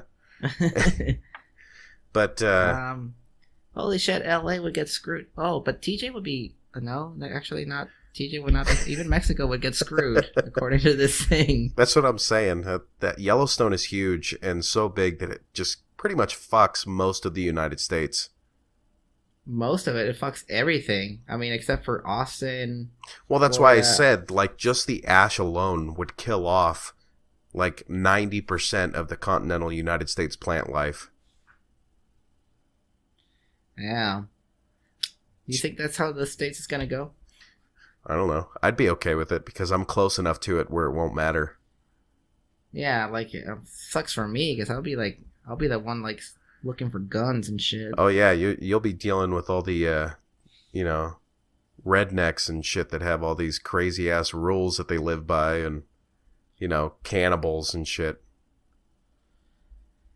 It'd be like that movie. Road. Yeah, I was just gonna say that it'll be like that movie, The Road, where everything's all gray and gloomy and everybody's eating each other, not in the good way. Oh man. So yeah, there you go. Yellowstone and chemtrails. Yeah, look this thing up, guys. Like it's no joke. It's pretty freaking scary, actually. Did you get to see that video? Like honest reviews on not on chemtrails, but on energy drinks. No, I had it for like 2 minutes, and then my kids started yelling. I couldn't hear it. So I don't know what that's like at all. I couldn't find a quiet space. Do you ever hide in the bathroom? I do, but my kids are really smart, so they just open it up and they'll like hang out there. And I'm like, dude, I'm taking a dump. Do you remember? They'll just stand there and smile, and I'm like, dude, I'm taking a dump. Leave. Do you remember the Lethal Weapon movies? Well, yeah. With Danny Glover and Mel Gibson. Do you remember, like, in every movie? Well, maybe it wasn't every one of them, but like in some of them, Danny Glover's kids would like just come into the bathroom when he's taking a bath. Yeah. That never made any sense to me because if I did that to my dad, like if my dad was like, my dad never took baths. He just wasn't a bath for type. one, right? Yeah. But if my dad was taking a bath, I don't go into the bathroom while dad's taking a bath. Like, my dad would kick the shit out of me if I showed up in the bathroom and he's just taking a crap. That never made any sense to me, but my kids, they don't give a fuck. These kids are hardcore, man. Yeah. They fear nothing. Yeah, dude, it's like, like I'm taking care of you guys, and like this is my sanctuary. Like I want to like relax, maybe send a text, watch a video. I don't know. I don't know if I'll have enough time. I was like, I don't want to babysit you. Try and like, or the baby. Oh yeah, and you have to reach while you're on the shitter, like try to grab them and stop them from hitting each other. Yeah, or making its way to the toilet paper because they, for some reason, they just like to fucking rip toilet paper out. Oh yeah, that's their thing. Yeah, it's like, dude, come on, like you're worse than a cat. Oh yeah, kids will fuck up your life, people. Think real long and hard before you have any. But then they'll smile. They'll look at you. They'll smile. They'll call you daddy or something. And you're like, that's not too bad. And you'll pretend like none of that shit ever happened. And yeah. But anyways, on a brighter note, I saw this trailer. Lonnie, I don't know if you saw it. It's called The Foreigner. The Foreigner. Yeah. Oh, maybe I have. And it's Jackie Chan. Oh no, I haven't seen it. Dude, this is the Jackie Chan I was waiting for. It is dark. Dude, I'm just looking at pictures, and this looks fucking creepy. It is grittier, and it's not like it's definitely no fucking Rush Hour. Well, I'll have to take a look at the trailer here. He looks like a fucking badass. He looks sad. I know, it looks dark. I don't know if I want to see Jackie Chan in that light. No, I do. I've been waiting for this for... He's not a bad actor either. Very long time. Like, is it in Chinese? Is it in Chinese? No, it's in English. Why? Dude, he does his best work in Chinese. Really, Lonnie? Yes. I understand it. Yeah, I learned Cantonese last week. Yeah, sure you did. It's called Cantonese because you can't learn it. Cantonese. I forget the comedian that said that. Oh my god. That is not my line. You're so stupid. I almost pulled an Amy Schumer there and just took that as my own. Yeah, I know, right? No, I'll have to take a look at it. At this point, there's nothing original about it. You did get to see the trailer of I think it's Viggo Mortensen? No. It's Nikolai. It's not Viggo. It's Nikolai. The guy Jamie Lannister. Yeah. That looks pretty badass. Caller? I would see that. I'm gonna see that one. I'm definitely looking forward for The Foreigner. Check it out. It looks badass. I got it up.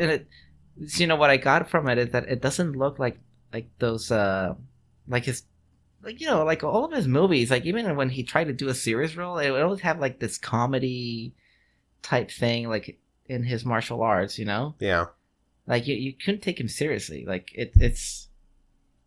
and he looks more badass than even Jet Li when he does a serious role. Oh, he's playing a Vietnamese guy. That's what it says in this.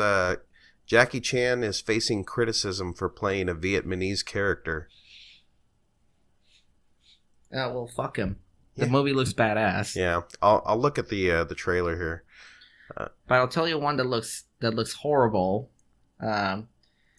So one of my coworkers, I've been telling him that I do audiobooks, right? Yeah.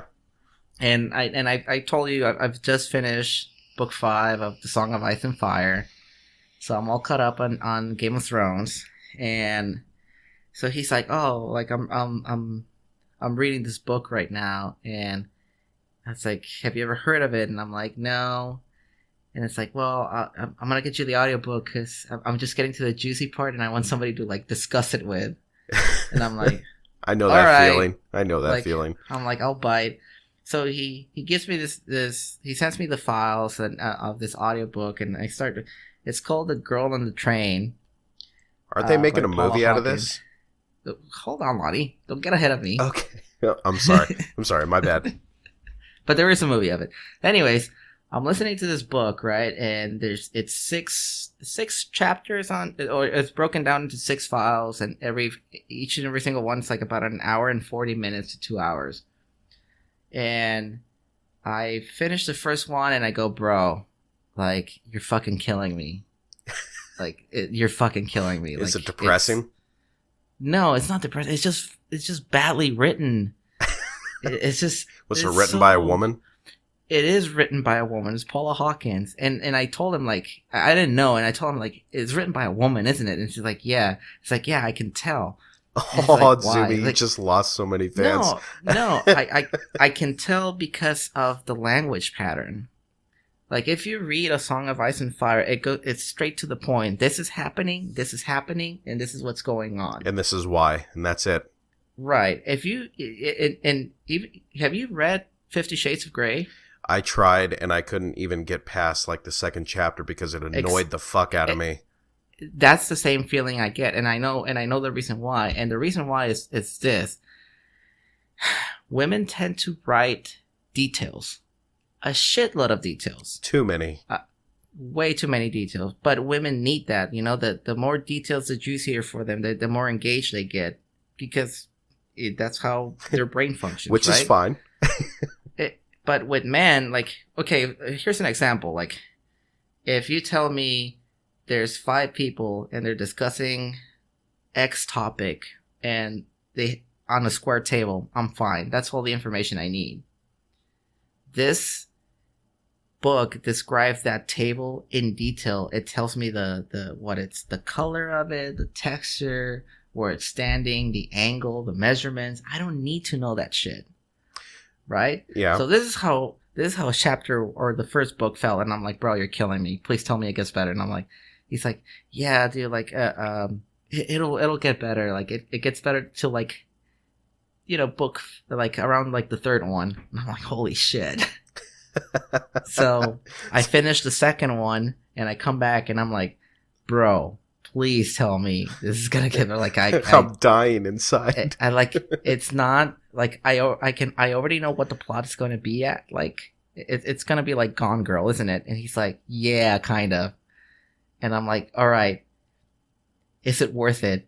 Please tell me now, because I'm like about to quit. I'm gonna tap. He's like, I don't blame you, bro. I really don't blame you. Like, and I'm like, what the fuck? Like, you're recommending something that you wouldn't recommend to somebody wrong, else. You fucking masochist.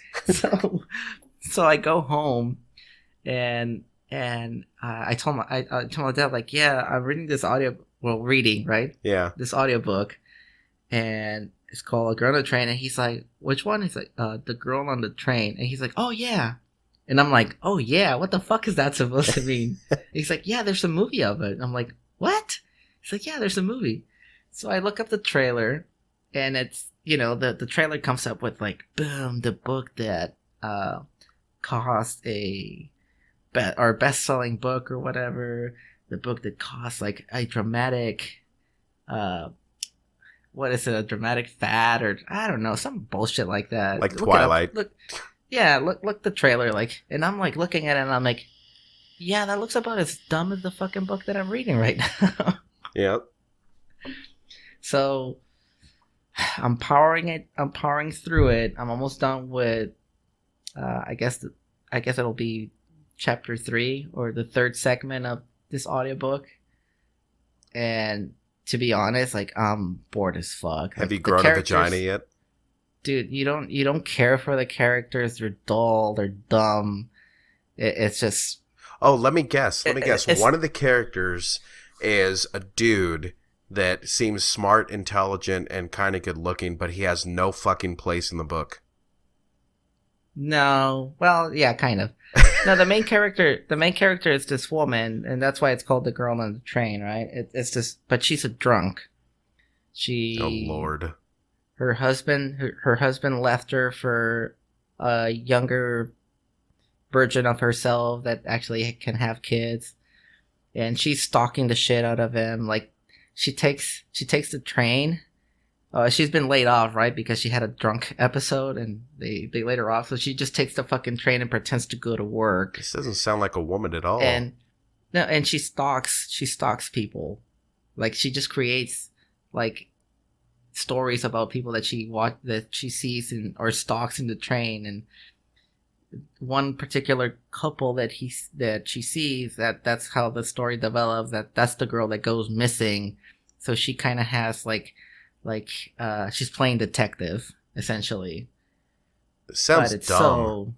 It is so dumb, dude. Like, you really don't care for her. You don't care for and it divides itself, right? So you see her side of the story, and then you see the girl that is missing side of the story before she went missing, and you don't care for her either because she's kind of a bitch and manipulative, and she's having an affair. So it's like, you just don't care for these characters. You're like, if you die, or if other character die, like, I don't care. Okay, I gotta ask. But it's written a la M. Night Shyamalan. It has a twist at the end. I know that, and it's just like, but I'm like, I think it's like the ending's gonna be so fucking predictable, kind of like Gone Girl. Did you see Gone Girl? Yes. I knew exactly what's gonna happen. Wasn't that the stupidest fucking movie ever? Dude, it pissed me off because it was so predictable. And I had to refrain, sitting next to Christelle, watching that movie, from saying anything. Because, like, I knew exactly what was going to happen. Because it was like every other movie or every other book that was written by a woman. And I'm not trying to be an asshole. I'm trying to challenge women to, okay, I'm going to say one book that I actually enjoyed that was written by a woman, or a series of books, and I'm going to say Harry Potter. And I know it's cliche, but here's the thing.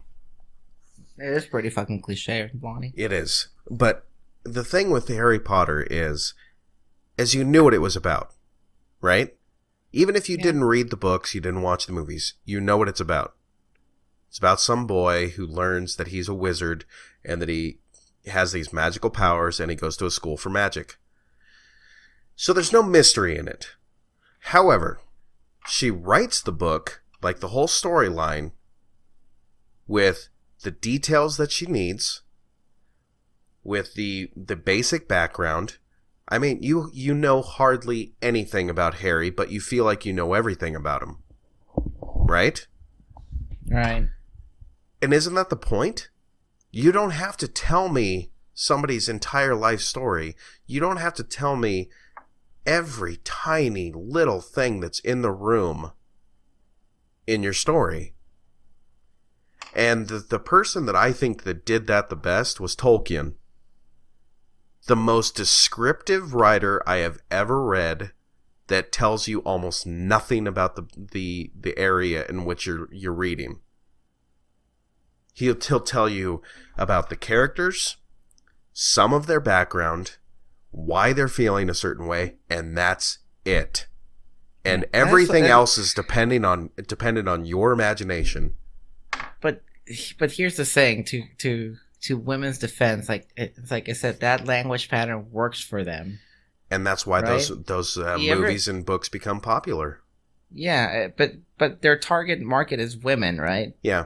I mean, you can't blame her. It's like she's making a buck. Bestseller, like movie. It's fine. But I'm just saying, like, to me, it's so fucking boring. It's like, get to the fucking point. Like I've just been driving for 20 minutes for you to describe how you drank one bottle of wine. Dude, it's brutal. It's like, no. And that's the other thing is, like, I can't follow a female alcoholic unless you're talking about, like, somebody that's homeless. Like, no, I can't relate to that. I can't. And I honestly, I don't know if women can relate to that unless you're talking about a wino.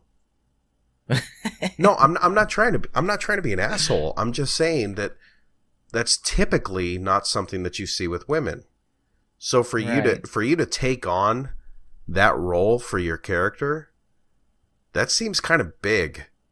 It's like you're already going to have to describe that in detail because it's not common. But the same can be said from, like, 50 Shades of Grey, right? Like, I mean, I know the basic premise. I've never read the book. That's. But why are they reading it then? They're not reading it for the description of the person. They're reading it for the description of the sexual acts. No, I mean, I'm just saying that could be part of it. I don't know. Like, I don't know. I'm open to, you know, a different opinion. Like, change my mind that this is actually a good book. Because, like, so far, like I said, I'm powering through it just because my coworker told me to read it. Does he listen to the podcast? Sometimes. Okay. Not always. But can you say his name? Yeah, I can say his name. His name's Justin. Justin? I'm going to talk to you right asshole. now. Like asshole. Asshole. No. Justin, what I want you to do is I want you to go and find a little book called Call of the Wild. And I want you to read that book and then get back to us and tell us what a real book feels like.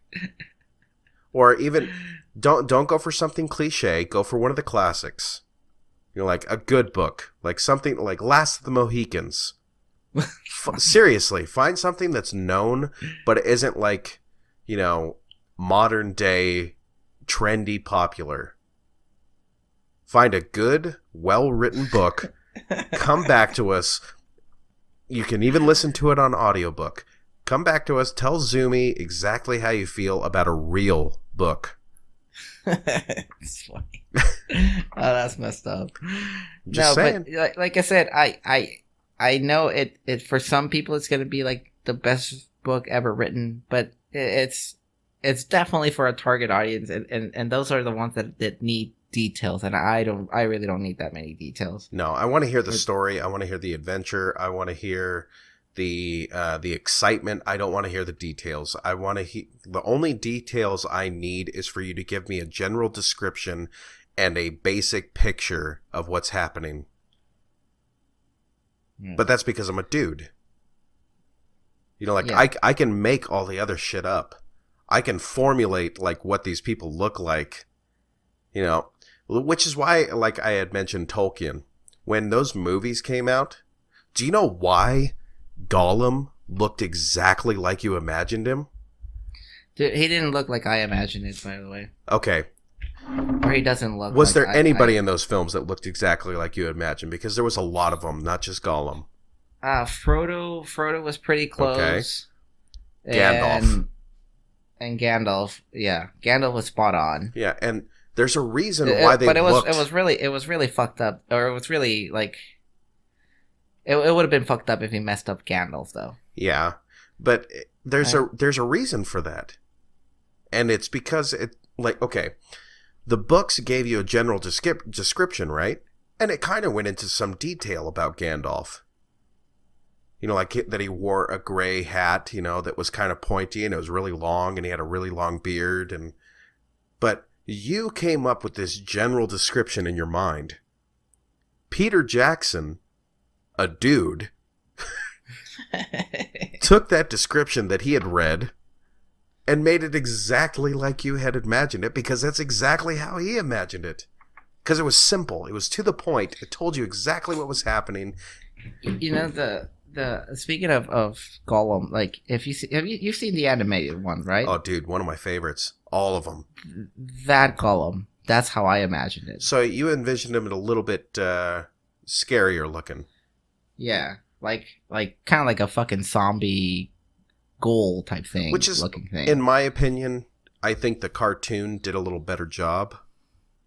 You know, like, I don't think there's anything wrong with the one in the in the live action ones, but the one in the cartoon, it just made it seem more like you felt sorry for him because of how he had ended up, but at the same time, he was fucking creepy.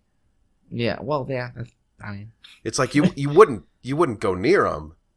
Yeah, you won't touch him. Definitely. But when you go like home and you think about him, you're like, oh, that poor guy. You know, it's like that one. It's like that one person that, you know, you're walking down the street and you're like, oh, please don't talk to me. Please don't talk to me. Please don't ask me for money, because I'm like, please don't. Like, I hope this guy doesn't fucking stab me. Yeah, that's how that Gollum made me feel. But anyways, yeah, I just wanted to express my torture. Like, I'm probably gonna finish it. I told him, like, dude, I don't know if by halfway, like, I don't think I can do it. If it doesn't progress, like, by the end of this one, yeah, like, I'm done. Like, I'm just gonna read the spoilers and see what happened, and then I'll be like, all right, let's discuss this piece of shit book. Yeah. Well, I don't know. I haven't actually been reading any books lately. Like I said, I've been in school, and it just seems like more work if I add something to it. But pretty dry content. Is yeah, what you're saying? Yeah. Well, most of it, like, you know, online courses. It's a lot of videos. You know, a lot of videos and modules. You know, that you have to do, and then discussion posts. And we've already discussed this. Like, when I'm drinking, my discussion posts are huge. And I mean, I haven't really had the chance to really read anything, and I'd love to. I'd love to go back into some of the older books that I read when I was, like, in high school and stuff, because I love those books. I was one of those nerds that would read the books before school even started. You know, just because I love reading. I can't help it. But I was a nerd jock.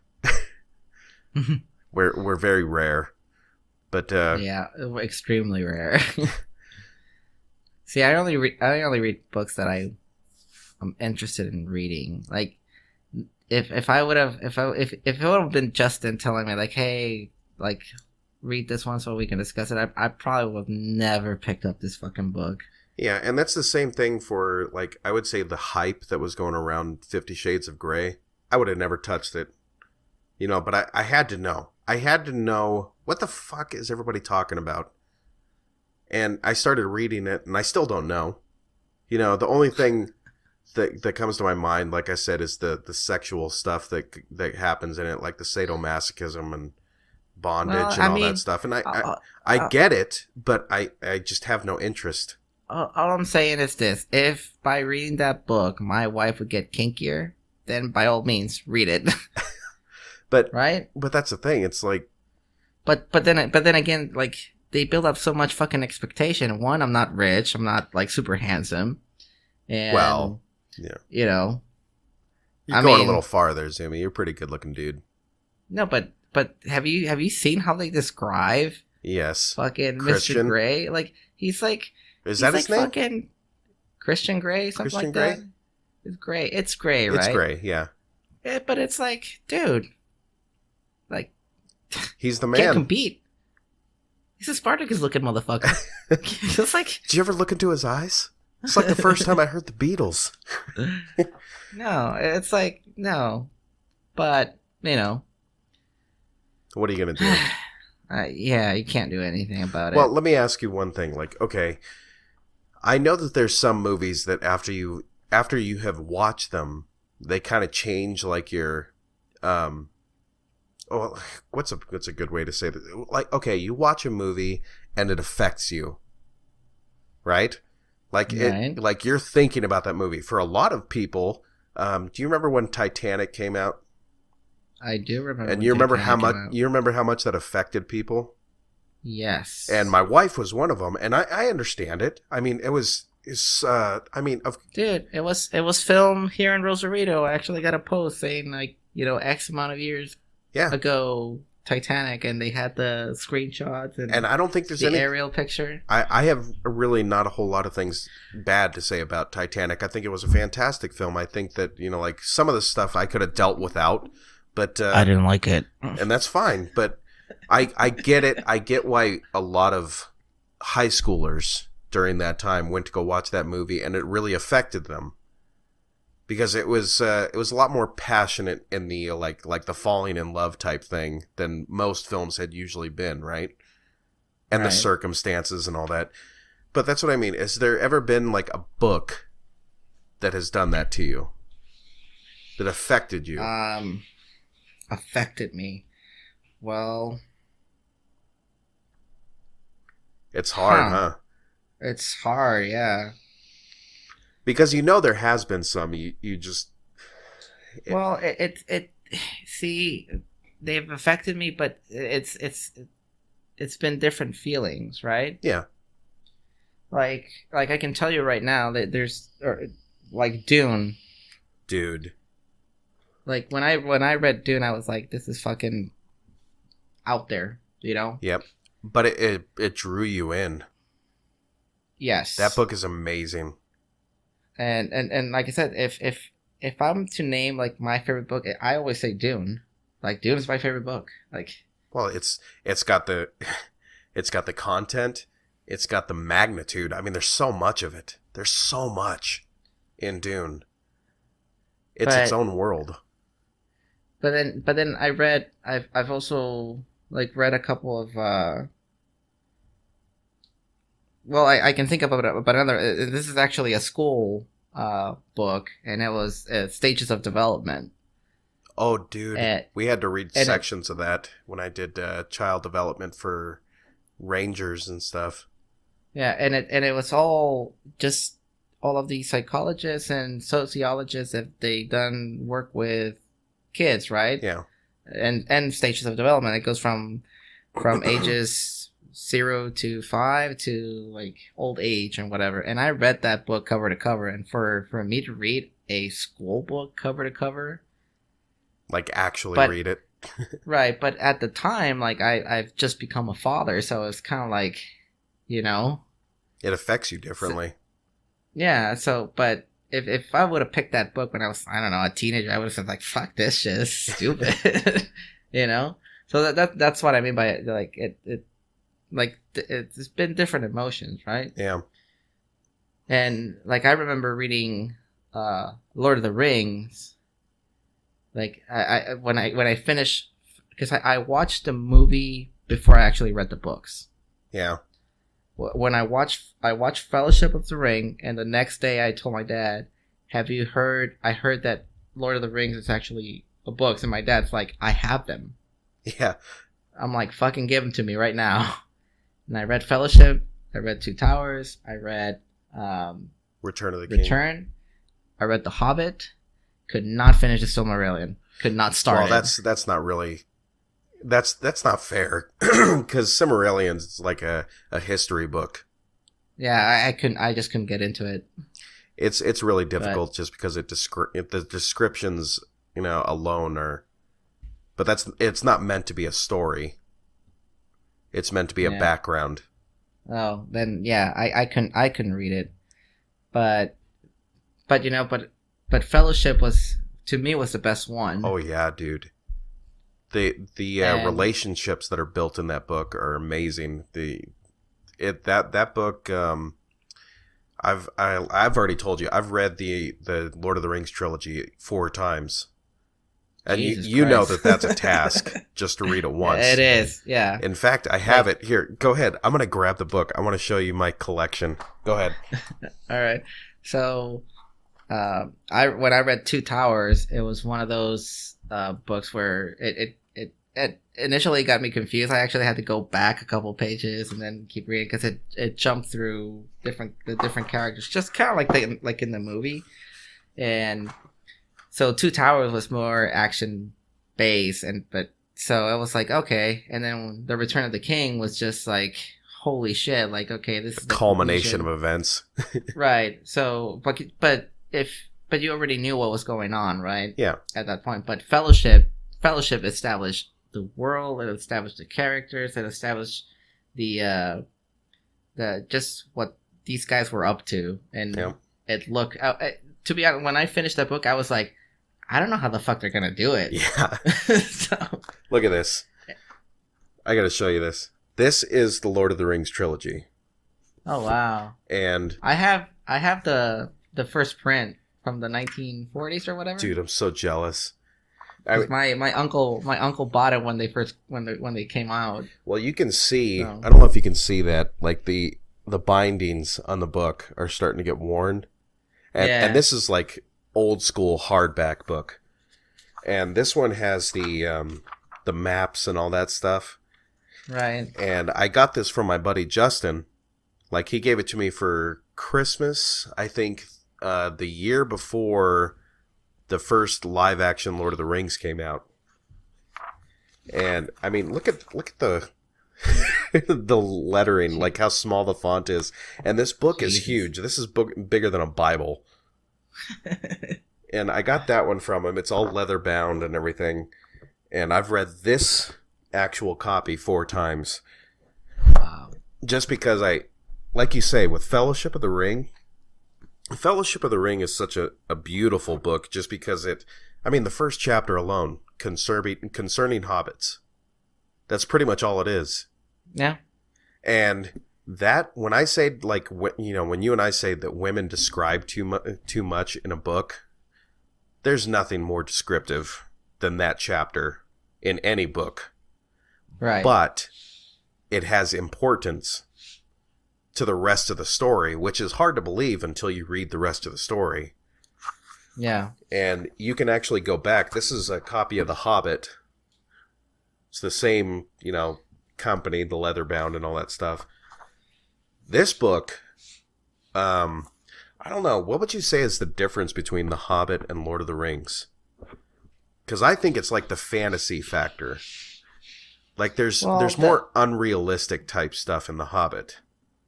Right. Well, the thing, The Hobbit, like, I almost didn't read The Hobbit just because I couldn't, like, there was something about Bilbo that I just didn't like. Yeah, that he kind of seemed like a pussy. Well, not necessarily. He didn't grow. Yeah. Frodo grows. Yeah, well, yeah, and you can Bilbo, see that, right? Bilbo has that thing where he was always a certain way, and then Gandalf takes him on this adventure with the dwarves. But he stayed the same way. And he always wanted that. Like, he always wanted the adventure. And Frodo, he has an adventure of his own, which is greater than Bilbo's. He kind of picks up where Bilbo left off, but he learns from all the mistakes that both Bilbo and he makes, and it's I don't know if there's ever going to be a book like fantasy style that ever comes even close to Lord of the Rings. I mean, you could argue that Game of Thrones comes pretty damn close, but I still don't think it does. Not with the all of the content. Yeah, well, I would say a Song of Ice and Fire is more for like adults, like young adults. Yes. Lord of the Rings, I picked it up as a teenager. Yeah. So that's. Yeah, but you could still read it now. Yeah, but that's what I'm saying. Like it's like if you give a teenager a Song of Ice and Fire, they'll probably won't read it. No. But if you give them Lord of the Rings, that's something they can relate to, because they're still on that age where, they still believe on dragons and stuff, and it's more fantasy. Well, here's the Song of Ice and Fire is more political. With telling a story in general, who do you think is better, Martin or Tolkien?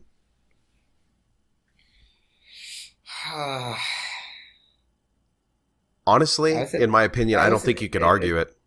No, they both, it's like I said, it's, if you make the grounds like fair, like, you put me in my 20s, mm-hmm. I would probably lean more towards Lord of the Rings. Yeah. Than a Song of Ice and Fire, to be honest. Well, but now that you have more general knowledge of politics and humanity as a whole, well, it kind of pushes you towards Game of Thrones. Yeah, it does. Or Song of Ice and Fire, rather. Because when you think about it, like all of the stuff that went through on Lord of the Rings, that shit will not go in the real world. Oh no. I would have said, "Fuck you, Frodo. You're doing what the group is doing. Yeah. You're coming with us." Like, no. Like, you're just a fucking hobbit, dude. Like, you have no chance. Oh yeah, and the I think the storytelling abilities are not necessarily equal. They're different. They I wouldn't say one has a more mature storytelling ability than the other, because they're both completely different. And the thing that I would say that they do have similar is their description. Yeah. And Martin isn't necessarily as eloquent as Tolkien is. I mean, he's very well writ. I mean, he does his books very well, but it's just that Tolkien, I mean, wasn't Tolkien a mathematician? I think he was, yeah. And the guy knew like 6 languages or something, and he made up like 3 just for the book. Yeah. And I mean, he was a scientist that knew how to write. And then of course you have Martin, who is, I have no idea what his background is. Honestly. I don't think anybody knows. Besides eating hamburgers. His strengths lie in his storytelling abilities. But I think if you were to put the two together, that would be a hell of a television show if you put the two guys together for like a series, like say 10 seasons, anything you guys want to do. And you have 3 years to come up with the idea, 3 or 4 years to come up with the idea, and then you guys just go. Just give us the script. Holy shit. And it makes me sad that it can never be. Who would direct? I would. Oh my god. But seriously though, which director do you think could handle those two? Kubrick, maybe? Oh my god, dude. That might be dark. Stanley Kubrick? You might have to have 3 directors. I was watching Full Metal Jacket the other day. Oh my god, dude. That movie will put you on your ass. Yeah. It's... I don't know. It was... I wanted to like I want more. Yeah. Well, but it does end pretty abruptly. Yeah, it just ends. It's like, I want more. Like, But I love the Mickey Mouse Clubhouse song at the end, or not the Mickey Mouse Dude, Clubhouse, but the Mickey's Clubhouse, or what did they call it? What was that I don't show? know. You know, like all these pop stars got their start on.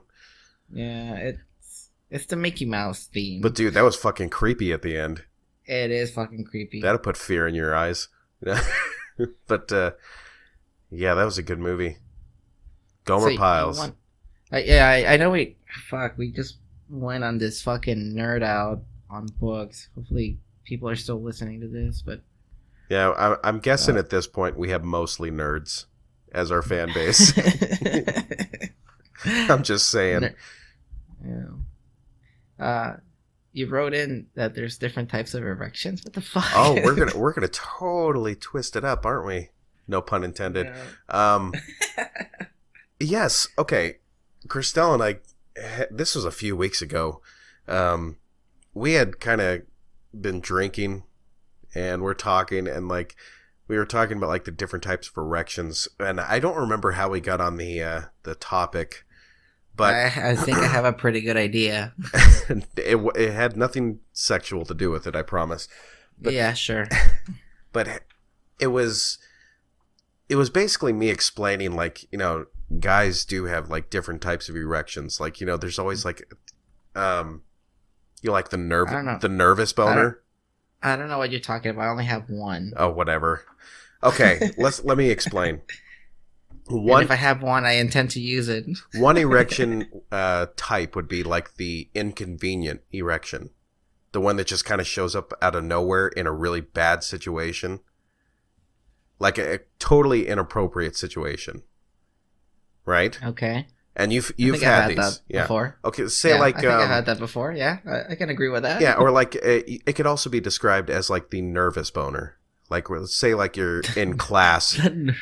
The nervous boner. Yeah, like you're standing up in front of the class and you have to give a presentation or whatever, and then out of nowhere, you know. Where the fuck did you go to school, Lonnie? You're having erections at school. Don't patronize me. You know exactly what I'm talking about.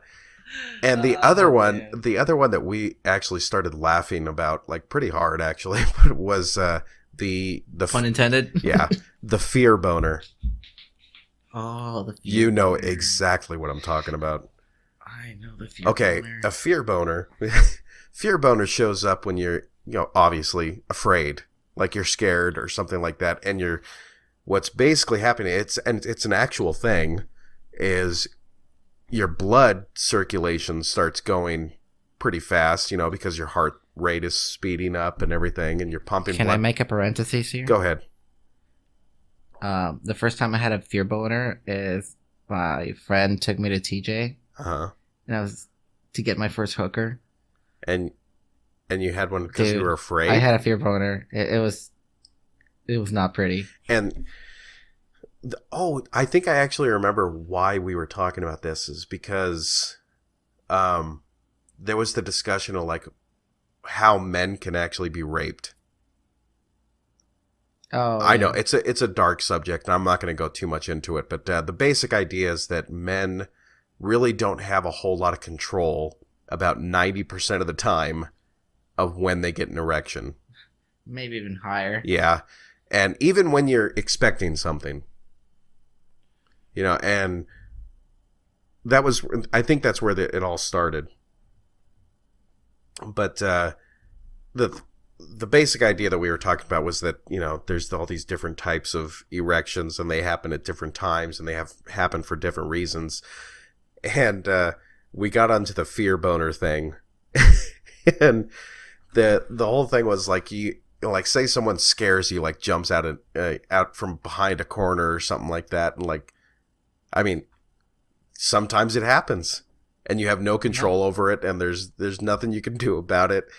And we were also discussing, like, if women could just understand that, like, how much it sucks to have a penis sometimes, like, because it's basically like this red flag that, you know, that everybody can see, you know, and it's just really inconvenient, you know, like that all your parts are on the outside, whereas they can kind of hide it unless they're having like a really interesting episode.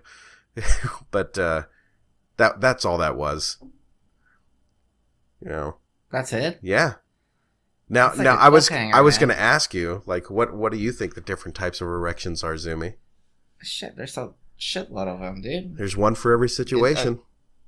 Yeah, I mean, there's always a morning wood. That one There's just happens that one. out of nowhere. That one's actually a good indicator of health, actually, for men. Is it really? Yes. Because I don't like it. Well, Especially if I have to pee in the morning. yeah, and the whole I misconception about men, like, that we're horny in the morning, that is completely false. No, it's not false for me. I'm sorry. No, I'm talking about, like, the reason you have an erection is because you're horny. Well, no, that that's just like happens. I said, that fits. That's my stereotype.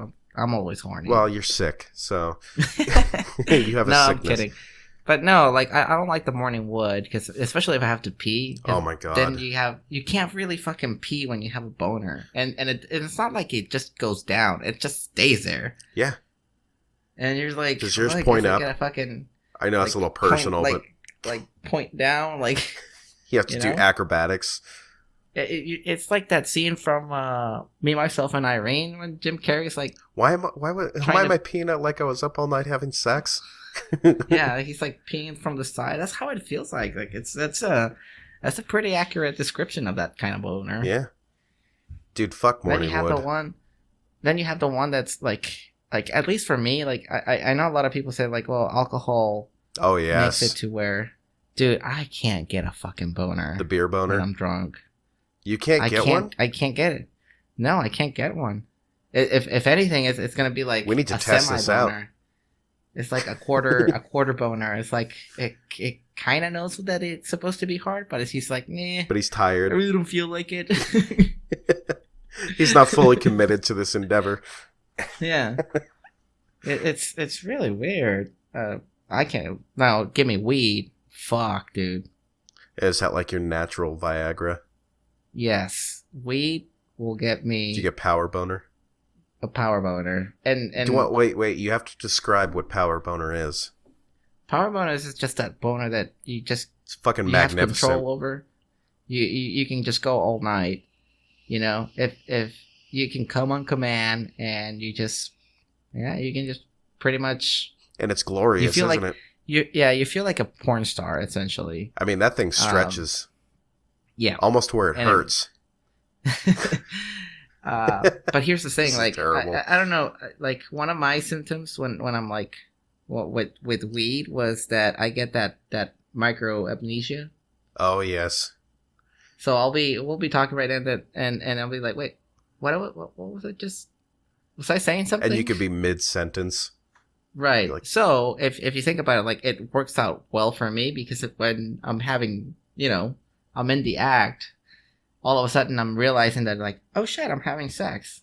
And if I was about to come, like I lose that sensation. It's like starting from scratch, It's a good problem to have.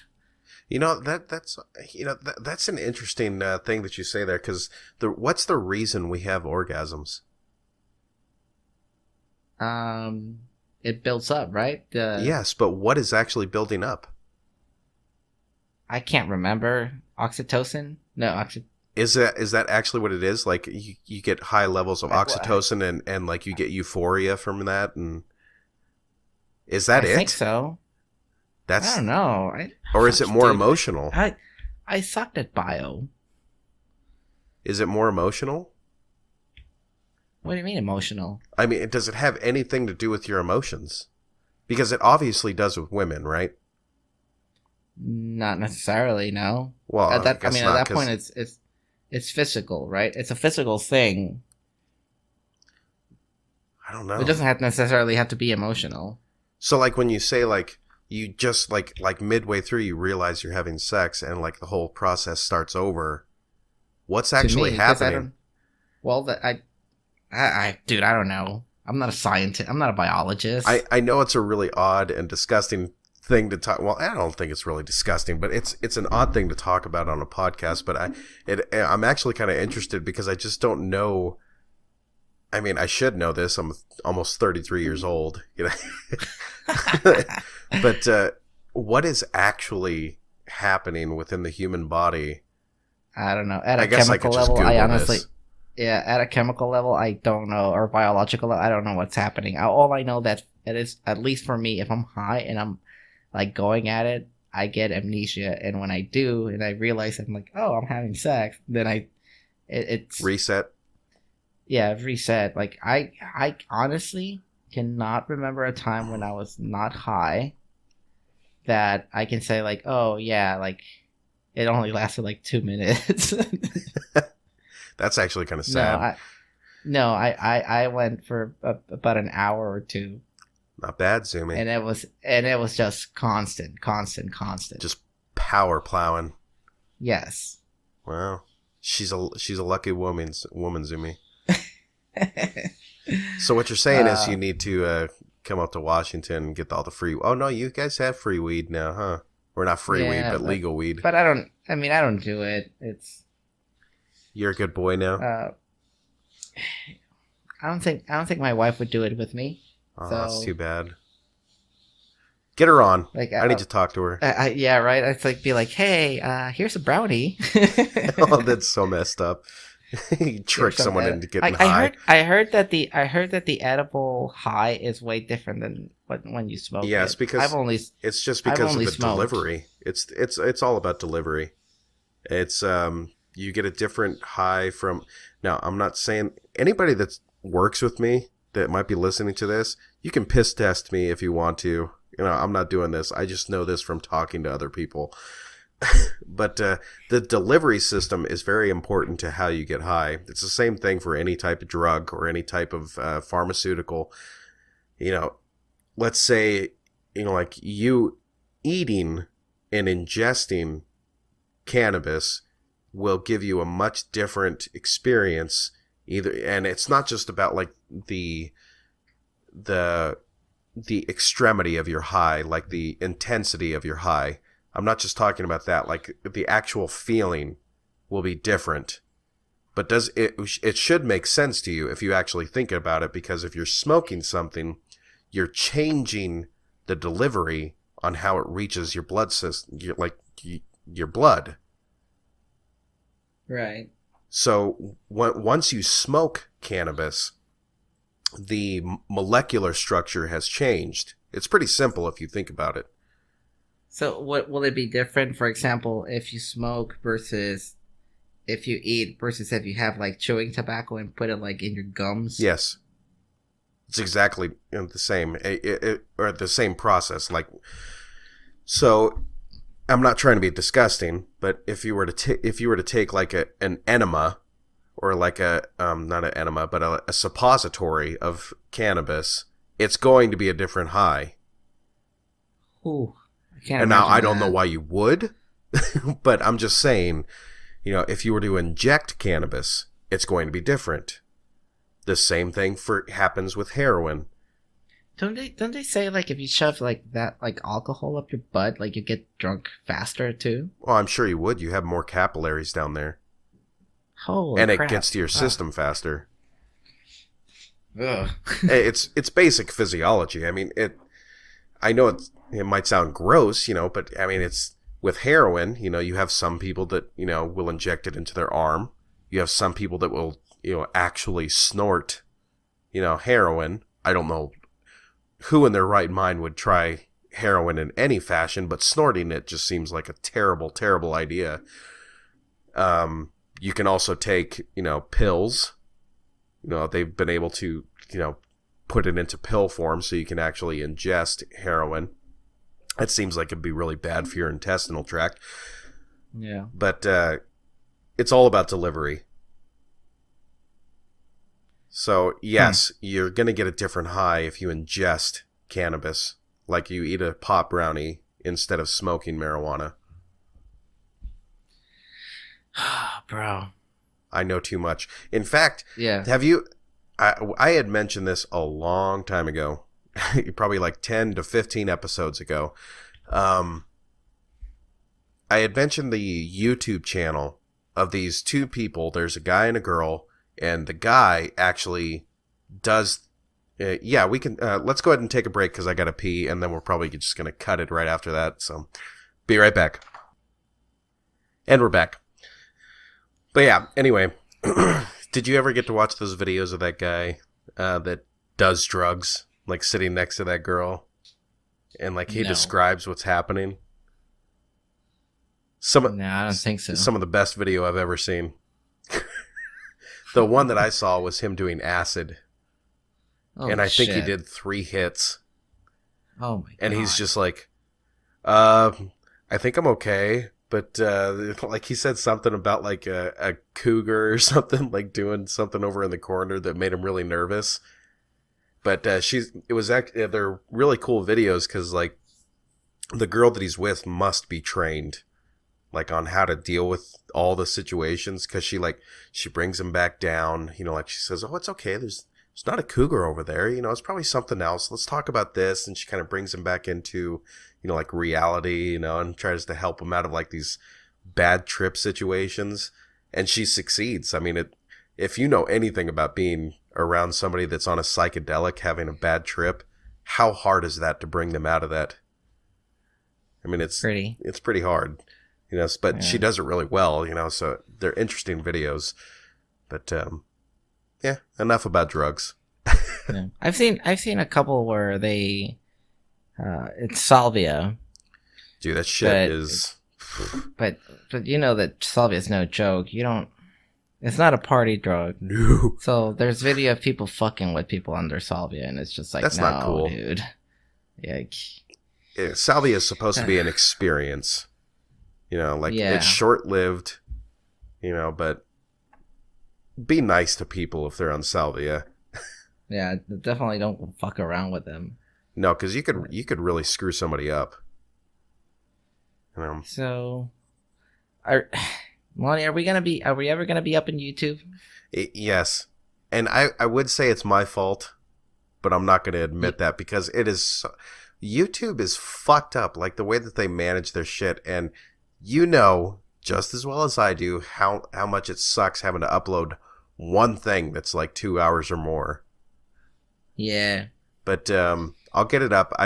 We just looked right before we started recording, and the first episode is up on our YouTube account. The very first one. The very first one. And all you have to do is type in NBTLT podcast into YouTube, and you'll find it. I'll be uploading other ones now that I know how to be nice. Yeah, now that I know how to, you know, make the video like with just the picture, since we're only audio. Now I know how to do that. You know, it shouldn't be that difficult. It only takes like 4 hours to upload a 2-hour episode, but you know, whatever. But be nice. Like, that recording on that was shit, and we understand that it's shit. We get better over time. Yeah, because we used to just do the straight up call, right? Yeah, that was pretty much it. Yeah, straight up. It's a straight up call. Like, now we got it to a point where we at least sound we're somewhat together. Yeah, and it's not. And we tweak little things here and there. Like you and I have been on the same setup for a little while now. Like our setup is the same, and it's been that way for a while now. But once again, just like anything else with this podcast, if anybody has anything to say, you know, we welcome anything that you have to say, like any suggestions or whatever, especially if you know anything about recording podcasts or any experience in radio or audio of any kind. We'd love to hear your input, you know, because we always want to make it better for you guys, you know, because we're having fun, you know, and we don't really know what you guys want, you know, because we're just talking to each other. We're just having fun. So if you guys have any suggestions, we'll take that. Honestly, I forget they're there. Like when we start talking, I just forget people are listening. Yeah, it happens to me sometimes too. Especially when we have like inside jokes. It's like, I know. You have to explain. I'm like, shit. Like, do I cut that? Nah. So, I have a really interesting story. Well, is it a nice long story that you can do after the outro? They're both pretty long stories, actually. They're both? So I don't know. How are we doing it? Yeah, like I have 2 stories. Well, once well, shit. We're at about let's say once a 2-parter. We're at about 2 hours and 20 minutes if we're being modest. Well, you want to power through it and make it a 3-hour episode? I mean, we did kind of fail last week. Did kinda, yeah. Whatever you want to do. I don't know. You have anything better to do on this 4th of July? Yeah, I'm kind of waiting for Well, it's Christelle to actually get July home, 2nd, but, you but- know, whatever. Yeah. Christelle's taking care of her parents' pool and their lawn, so... Oh, were you gonna go masturbate using your tears as lubricant? No, haven't touched myself in a long time. No. I have a woman for that. Yep. But yeah, go ahead with your first story. So anyways, I'm gonna give like a little bit of like I guess promotion here to Anna's cousin. So he is a DJ here in Rosarito, but he wasn't always in Rosarito. He's down in Mexico, Acapulco, place like that. Acapulco, all right. So he's telling me the story that he's young, it's like 19, and he started to make kind of like a name for himself. And this is old school DJ, right? Like I'm talking, he's like he was 19. I'm talking about me being in my teens. So when he was he's older than you. Yeah, when he was doing this gig, I was probably still in high school or maybe junior high. Oh, okay, so like the good old days, the golden days for DJs. The golden days for DJs, like before that, whatever fucking mixer program came about, where just any jackass can hit a button and mix. Yeah, right. Like Reason or something. Yeah, you actually had the stuff, and you had the disc and all that shit. You had to actually mix, right? Yep. So he starts building a name for himself, and he's just doing like small gigs, like small bars and stuff, right? Yeah. And along comes this, he's making contacts, right? And essentially that's how you get gigs. You talk to people, you make contact, you play good music, and if the managers like you and stuff, they'll recommend you or they'll get you back. Yeah. And so they're having this huge event in Acapulco, and one of the guys was like, "Hey, do you want to do this gig?" It's essentially like it's like 3,000 to 7,000 people. Damn. Right? It's a gig. Like, do you want to do this? And she's like, yeah, like, he's like 19, 20. And he's like, I don't give a shit. And so they get him, and he's explaining like the whole setup and audio and all that shit. Explaining like he's doing the testing and all that stuff. And he's like, oh, it sounds good. Like, I'm going to calibrate it this way.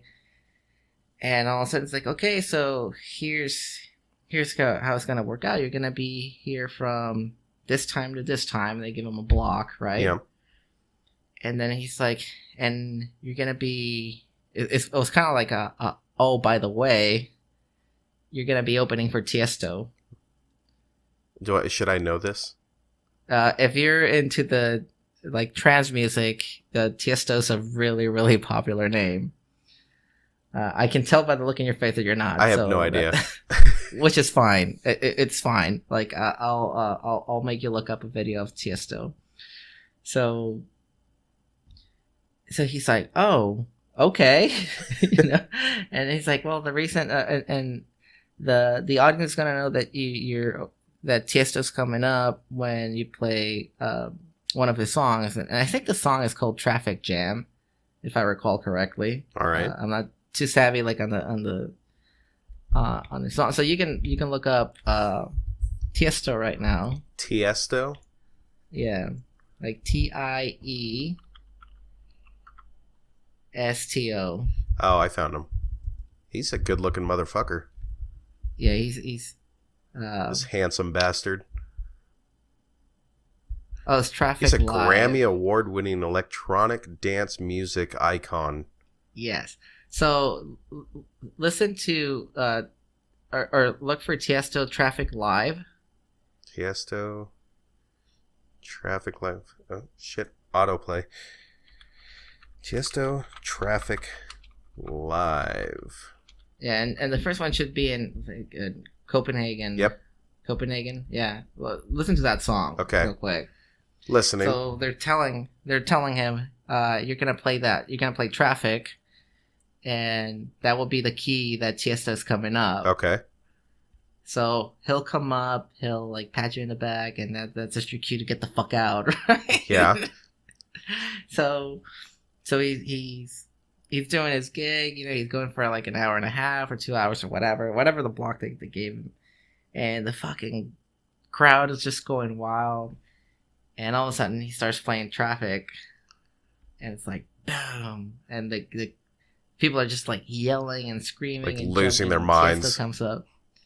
Tiesto comes up, and he's like, oh, and they give him a script, right, to read, like, you know, in Spanish, like Buenas noches, Acapulco type thing. Yeah. for Tiesto.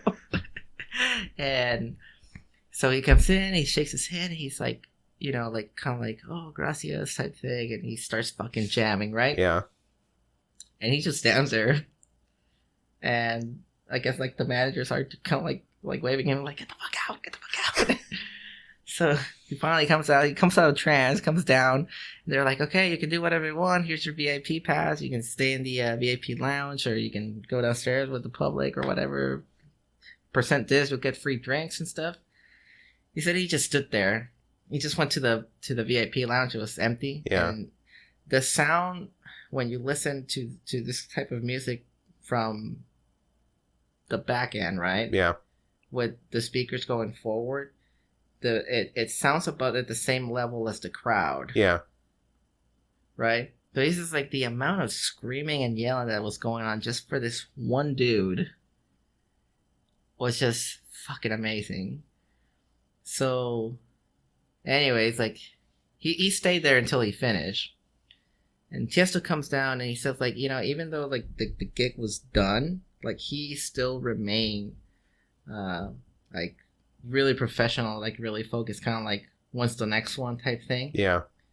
And he talked to him for a little while, and he didn't really know that Tiesto was like that big. Like he knew the name, but he didn't know he was like that big. Oh yeah, had like this huge following at the time. So he's just like there. He talked to him for like 20 minutes, and he said, like, you know, if I would have wanted, I probably could have gone just to like the after party with him. Yeah. Kind of like, yeah, like, come on, like, if you want to party, like, let's just go. And so he's like, all right, like, it was just like one more gig, right? And for a moment, like he said, he felt that 3,000 to 7,000 crowd just for him. So a couple months go by, and there's another gig, and they actually call him, and it's like, hey, would you like to open for Tiesto again? And he's like, fuck yeah. So I guess Tiesto personally called and asked for him to open up on this other gig that he had somewhere else in Mexico. So they flew him over, and, you know, same thing, guy very professional, told him hi, give him like the hugs and stuff, and just it's like, yeah, same as last time. And yeah, so pretty freaking cool. He's like, I kind of wish I would have taken like pictures and like selfie. Like at the time, I didn't know he was gonna be like that big. And yeah. Stuff. And he's like, but he's like, you know, like the guy's like very humble, very professional, like very focused. So I wanna give a shout out to Anna's cousin. And he goes by the name DJ Monstro. Okay, I found him. Yep. So there's a page, I think it's djmostro.com. Is it Mostro or Monstro? No, Mostro, without the N. Okay.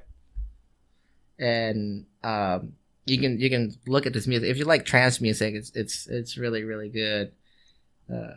So you can check him out. He's actually playing right now at the Rosarito Hotel Festival. Yeah. For this 4th of July weekend. So he's playing today, or tonight, and then he'll play tomorrow night too. Okay. All day. I'm actually listening to some of his stuff right now.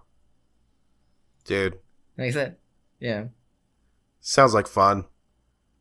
and that music that he has, that's old school DJ, right? Oh, yeah. It's not like the old. Like you can tell when it's like the like the click mixer button. Dude, this is.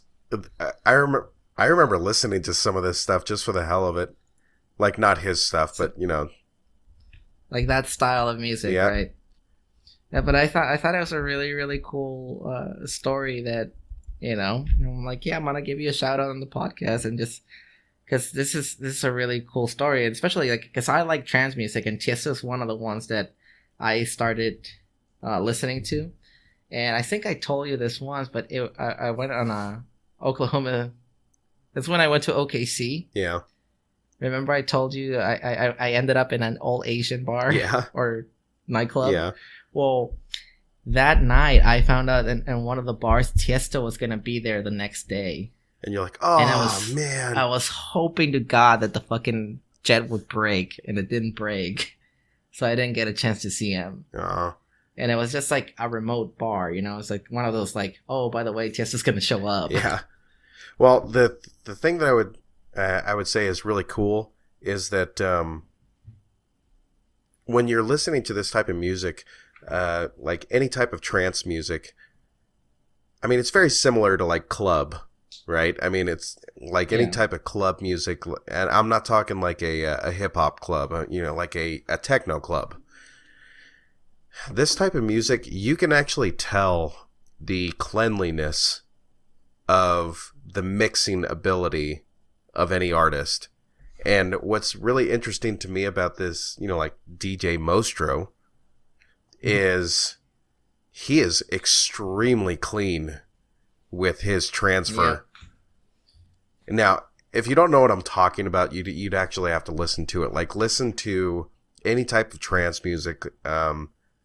Listen to like a basic amateur on how they do stuff and how they mix. And you probably know what I'm talking about if you've been to any type of nightclub where they play this type of music.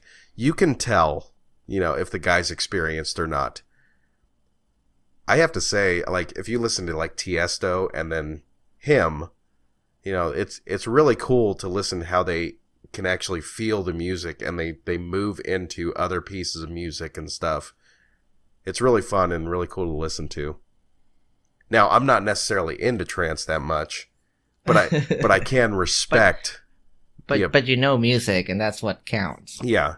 So you can explain it better than I can. Yeah. Like it's just a transitions. It doesn't sound like like at this volume, and all of a sudden I'm talking like this. Yeah. Well, it's that would be. I mean, that's a simple analogy, right? Yeah. I think the best way to describe it is, like 50% of all good classical music is transitions.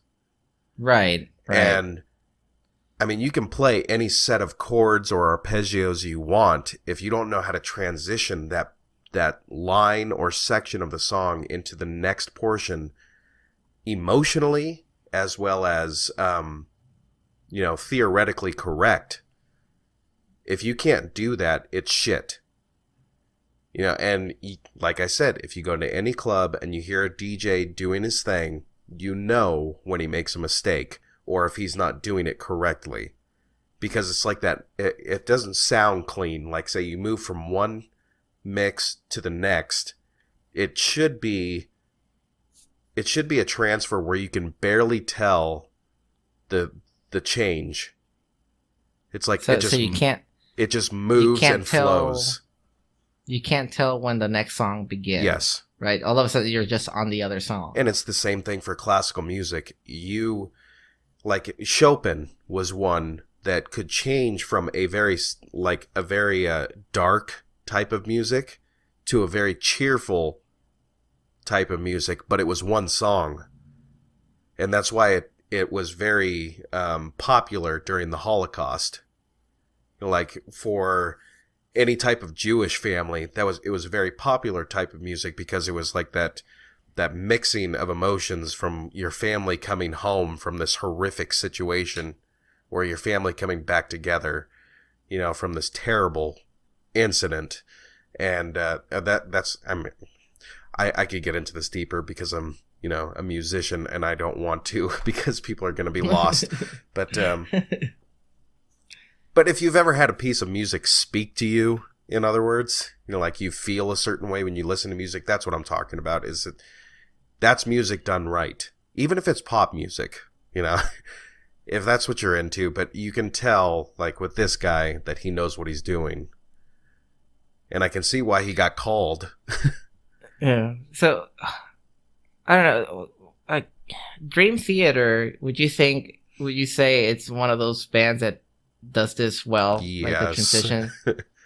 So if you listen to Dream Theater, which one is that CD that has that is it Hello? What's it called? Hello Victoria. You know what? Which one? Do you know which one I'm talking about? You mean the Hello years? Hello Victoria. Hello Victoria was the one.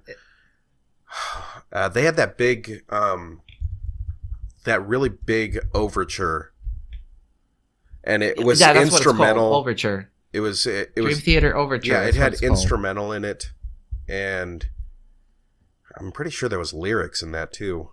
Let me see. Hello. Overture 1928. Yes. Yeah. Okay, I think I'm going to the same place here. Because that entire CD, it's all a story, right? Yes. All the songs are linked. Yeah, and it's actually pretty powerful. The whole thing. Yeah, you might get lost in the whole thing and like forget what you're doing that day if you start listening to it. It's a lot like the oh god, what's that soundtrack? Or not the soundtrack, but the score, Les Miserables. That score, just like this, I mean, very powerful. You're going to be sitting and listening to it for a while. It's just one of those things where you just can't stop. Like all of a sudden you're like, I know I should be doing something else. Yeah. But that's I think that's where, trance kind of derives its strengths. It's a lot of deep tones, a lot of drawing in from other sources, like in mixing itself, and I don't know, but like I was saying, I can see why he was called back to do a second show. Yeah. Very clean, very professional, extremely tautalented. Yeah, so this is good stuff. If you're into I'm still listening to it, so I better stop it. If you're into that kind of music, check him out, DJ Mostro. Oh, there you go. And you know this person. I know this person. This is my wife's cousin, and his daughter is now my goddaughter. Very cool. So I would have him on the podcast, but he doesn't speak English, so. Well, you might have him on one of those days where I'm not here. We'll do an all Spanish podcast. Yeah, why not? I mean, isn't that like at least 30% of our fan base? I would hope it would be more, but Represent.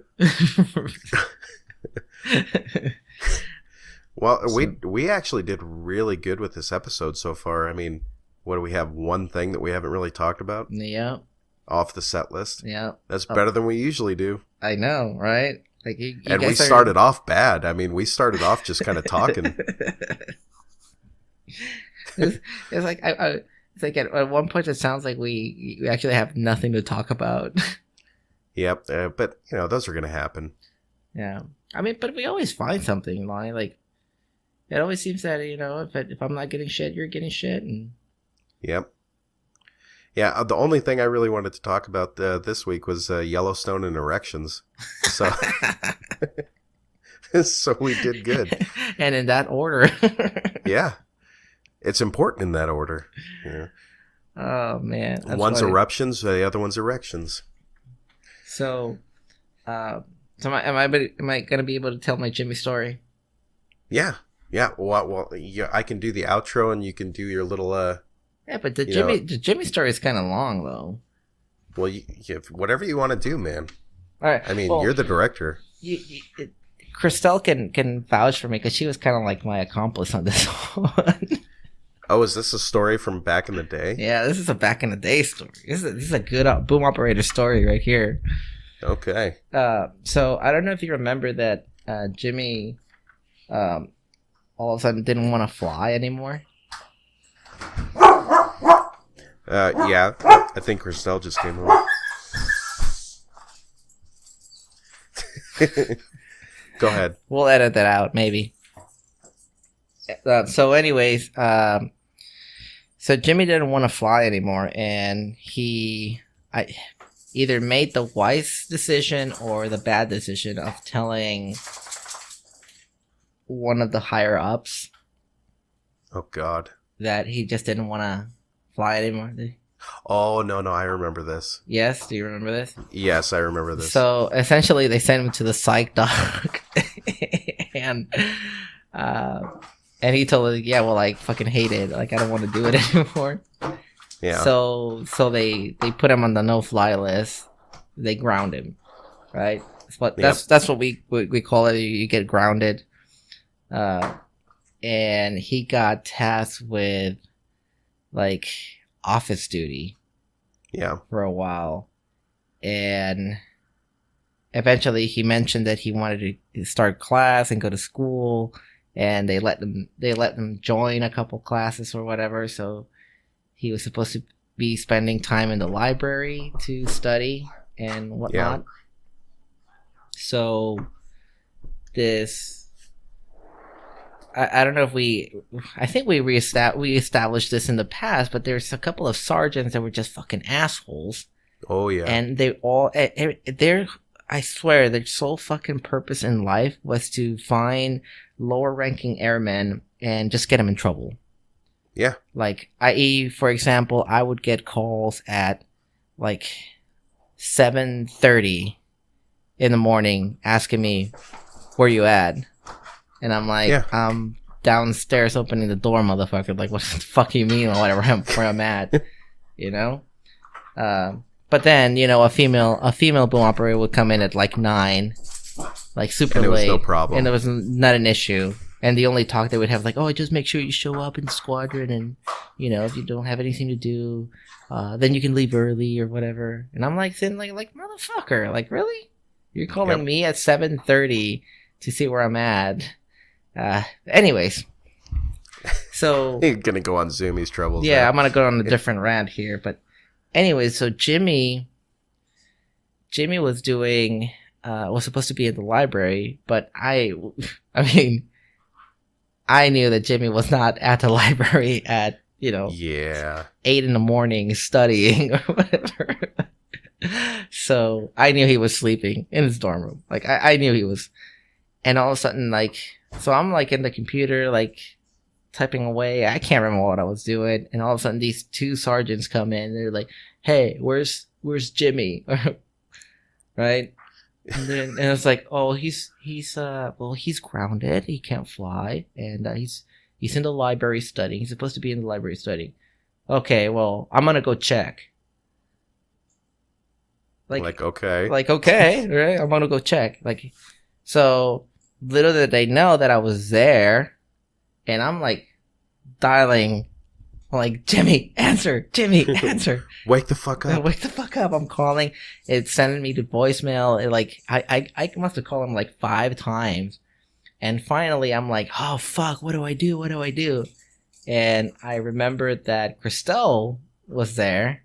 Yeah. I don't remember where you were at. I don't know if you were around, but in those days, I can't tell. And so I called Christelle, and I'm like, "Hey, are you here?" And she's like, "Yeah, I need you to knock at Jimmy's door and wake him up and tell him to go to the fucking library because they're going to go see him."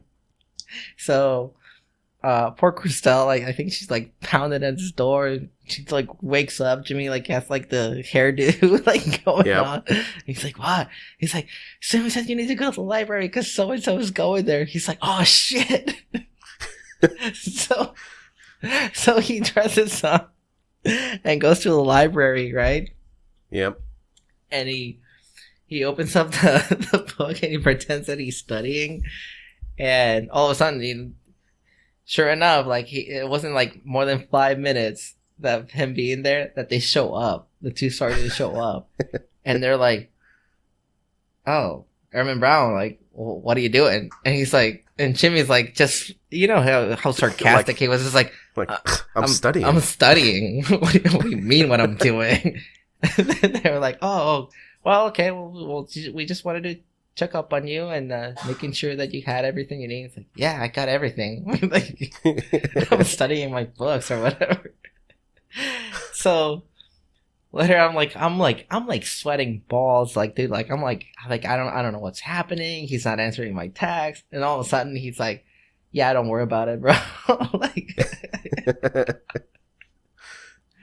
Like, dude, how could you be so calm? I feel like I'm gonna have a baby. But yeah, oh man. But yeah, it was a really fucking a dick move though. I thought that it's like, oh well, I'm gonna go check. Like really, dude? Like this guy is telling you essentially he's depressed or whatever. He doesn't want to fly anymore, and then you're gonna go try and get him in trouble. Like, no, come on, man. Yeah, but that's just, I mean, you're going to find those people anywhere you go, but the only problem with the military is you couldn't do anything about it. Exactly, right? And they knew that. So, yeah, but I remember, like, June's like, yeah, I looked at him and I'm like, I'm studying. Like, what do you think I'm doing? He's such like, a dick. Like, studying, of course. Freaking surprised he didn't say fuck off more often. Didn't even, like, comb his hair. He just, like, put it in, like... Like, fuck it, I'm in the library, who cares? Good times. So that's that guy. That's my library story. But then, he ended up going to Iraq, though. Yeah. They send him to Baghdad, or they're actually, like, mortar attacks and shit. But... Yep. But it was funny, though, because he told me that he got duty with this black chick. Yeah. And... that I guess the girl had a thing for him. Of course. Skinny white dude. I know, but he's like overly skinny though. Like, I'm like, really, you? That's what they like, man. Like, I was trying to get that the black girl check mark, and it just never happened for me. You're too fat. And I'm too Asian, I guess. I don't know. Yeah. Not white enough, but he was saying like how they got tower duty, and when you got tower duty, you're just in a fucking tower. Yeah. Nobody comes there. Like nobody bugs you. Somebody comes. Well, I guess Jimmy came. He's like, yeah, but I suck at sex though. Like I don't know what to do, so I just lay there. She did everything, and I don't know. I sucked at it, so. But then the next day, they got tower duty again. He's like, but she want to do it again, so... I'm like, all right. Yeah. Like, all right, in Jimmy's style, like, yeah, I guess so. Yeah. Whatever. But he did say that they did put a car, like, they drove one of the, I don't know, insurgents, I guess is what you call them. Yeah, they drove a car, and then it's just like, boom, it just fucking, like, everything, the whole ground just shook, and I was like, yeah, nobody knew what to do. I'm just like pointing my gun, and there's nobody there though. Oh, that's fucked up. That whole situation was fucked up. Yeah, I mean, but he came back. Was really grateful for that, but that library story, dude. Like well, it's interesting that Christelle just came home. Yeah, I should have had her on for that whole story because she probably has a better recollection of the events than I do because I was probably asleep too. Although you remember most of that. Like, how many times did I actually get in trouble for any of that? Not many. I did probably a good solid day of actual work at the training squadron. And that's all I ever went. Like, the only thing I actually ever did, like, you were supposed to go, right? Yeah. You were supposed to go every day and go study or whatever and go fly when you get scheduled. All I ever did was fly. And the shitty part about that was like, I don't think you ever missed anything, and you got in trouble for all this bullshit. Yeah. But it was because I was white. Yeah. Yeah, I mean, you would think it would have been the other way around, right? Like, Yeah. I'm the minority, so I should be privileged, but... No.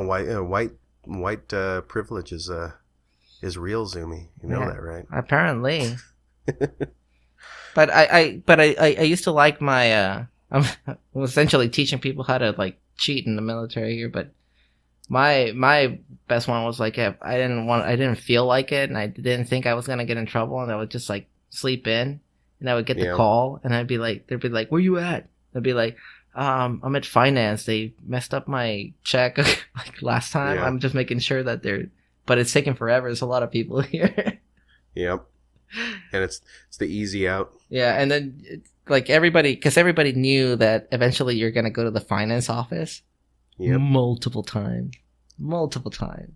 Yeah, I don't even remember how many times I went. So if you're in active duty in the Air Force and you don't want to go to work, just don't. And if they call you, just say you're at the finance office. Well, it might be different now. They might have done a lot of changes on the whole system. Might all be automated now. Doesn't matter. It doesn't matter. No, it doesn't matter. You're at the finance office. Unless, of course, you fucking work for finance and you're screwed. Well, there was a lot of stuff you could get away with when you were air crew. And I'm not trying to be a dick to all those people that hated air crew, but honestly, you could get away with a lot of stuff when you're air crew. I mean, the one thing that I always thought was cool is that customs never really checked our bags. So you could bring all kinds of shit home. Like, I remember we had a pilot, I'm not going to say his name, but he had a whole hockey bag full of pineapples and lobster from Hawaii. Oh, shit. He didn't declare full. that? Nope. And, I mean, they could check it, but they'd usually be checking, like, your backpack or something like that. Like, something that was readily available. They were certainly not going to be going into the crate to find all of your shit, because we always put our stuff in there first. Yeah. You know? So it's down there at the bottom. They're not going to check. Or you can hide it in the hatch. Used to have dumbasses putting their sodas in the hatches. You remember that shit? Yeah, I do remember that shit. And they'd forget about it and it'd explode. Dummies. Oh, yeah. That place, by the way, is like when you fly, it's like the coldest place. You put drinks there to cool them off, and they cool up fast. Yes, they do. Like, really fast. Anyway, bro, that's all I have. I mean, that was the story. It might have been anticlimactic. I've been waiting on that Jimmy story for a while, but it usually builds up in our mind differently than how it plays out. Yeah. But that's okay. It's a good story. I do remember the incident. I'm gonna have to talk to Christelle about it. She probably remembers a lot of it. Yeah, she probably has better details than I did. Like, I just remembered it like out of the fucking blue. Like, I'm like, oh yeah, that was a library one. Kind of like that time you remembered Alvin, in the closet. But all right, well, let's go ahead and do the outro, and we will call this a good 3-hour episode. Good. All right. This episode of the Nothing Better to Listen To podcast can be downloaded on iTunes, Google Play, directly from Shout Engine, or anywhere else you can find it, honestly, because I've found us on multiple different sites. You too? You can go to our you can go to our website at nbtltpodcast.com. You can leave us a review there. You can leave us a review on iTunes, Google Play, or anywhere else. If you liked it, if you hated it, doesn't matter. We'd love to hear from you. Our bumper music is provided by bensound.com. Be sure to like us on Facebook and follow us on Twitter at NBTLT Podcast. If you want to, you can email us at mail@nbtltpodcast.com, or even our old one at nbtltpodcast@gmail.com. And you can also find us on Reddit at reddit.com/r/nbtlt. And there you go. And just remember, if you like trance music, check out DJ Mostro. DJ Mostro. Webpage, and be good music, Does he have a website? He does have a website. All right, well, go ahead and add it to the set list, and we will put it in the show notes. Well, all right, people. I hope you had fun. I know we did, and we'll see you all next time. Peace.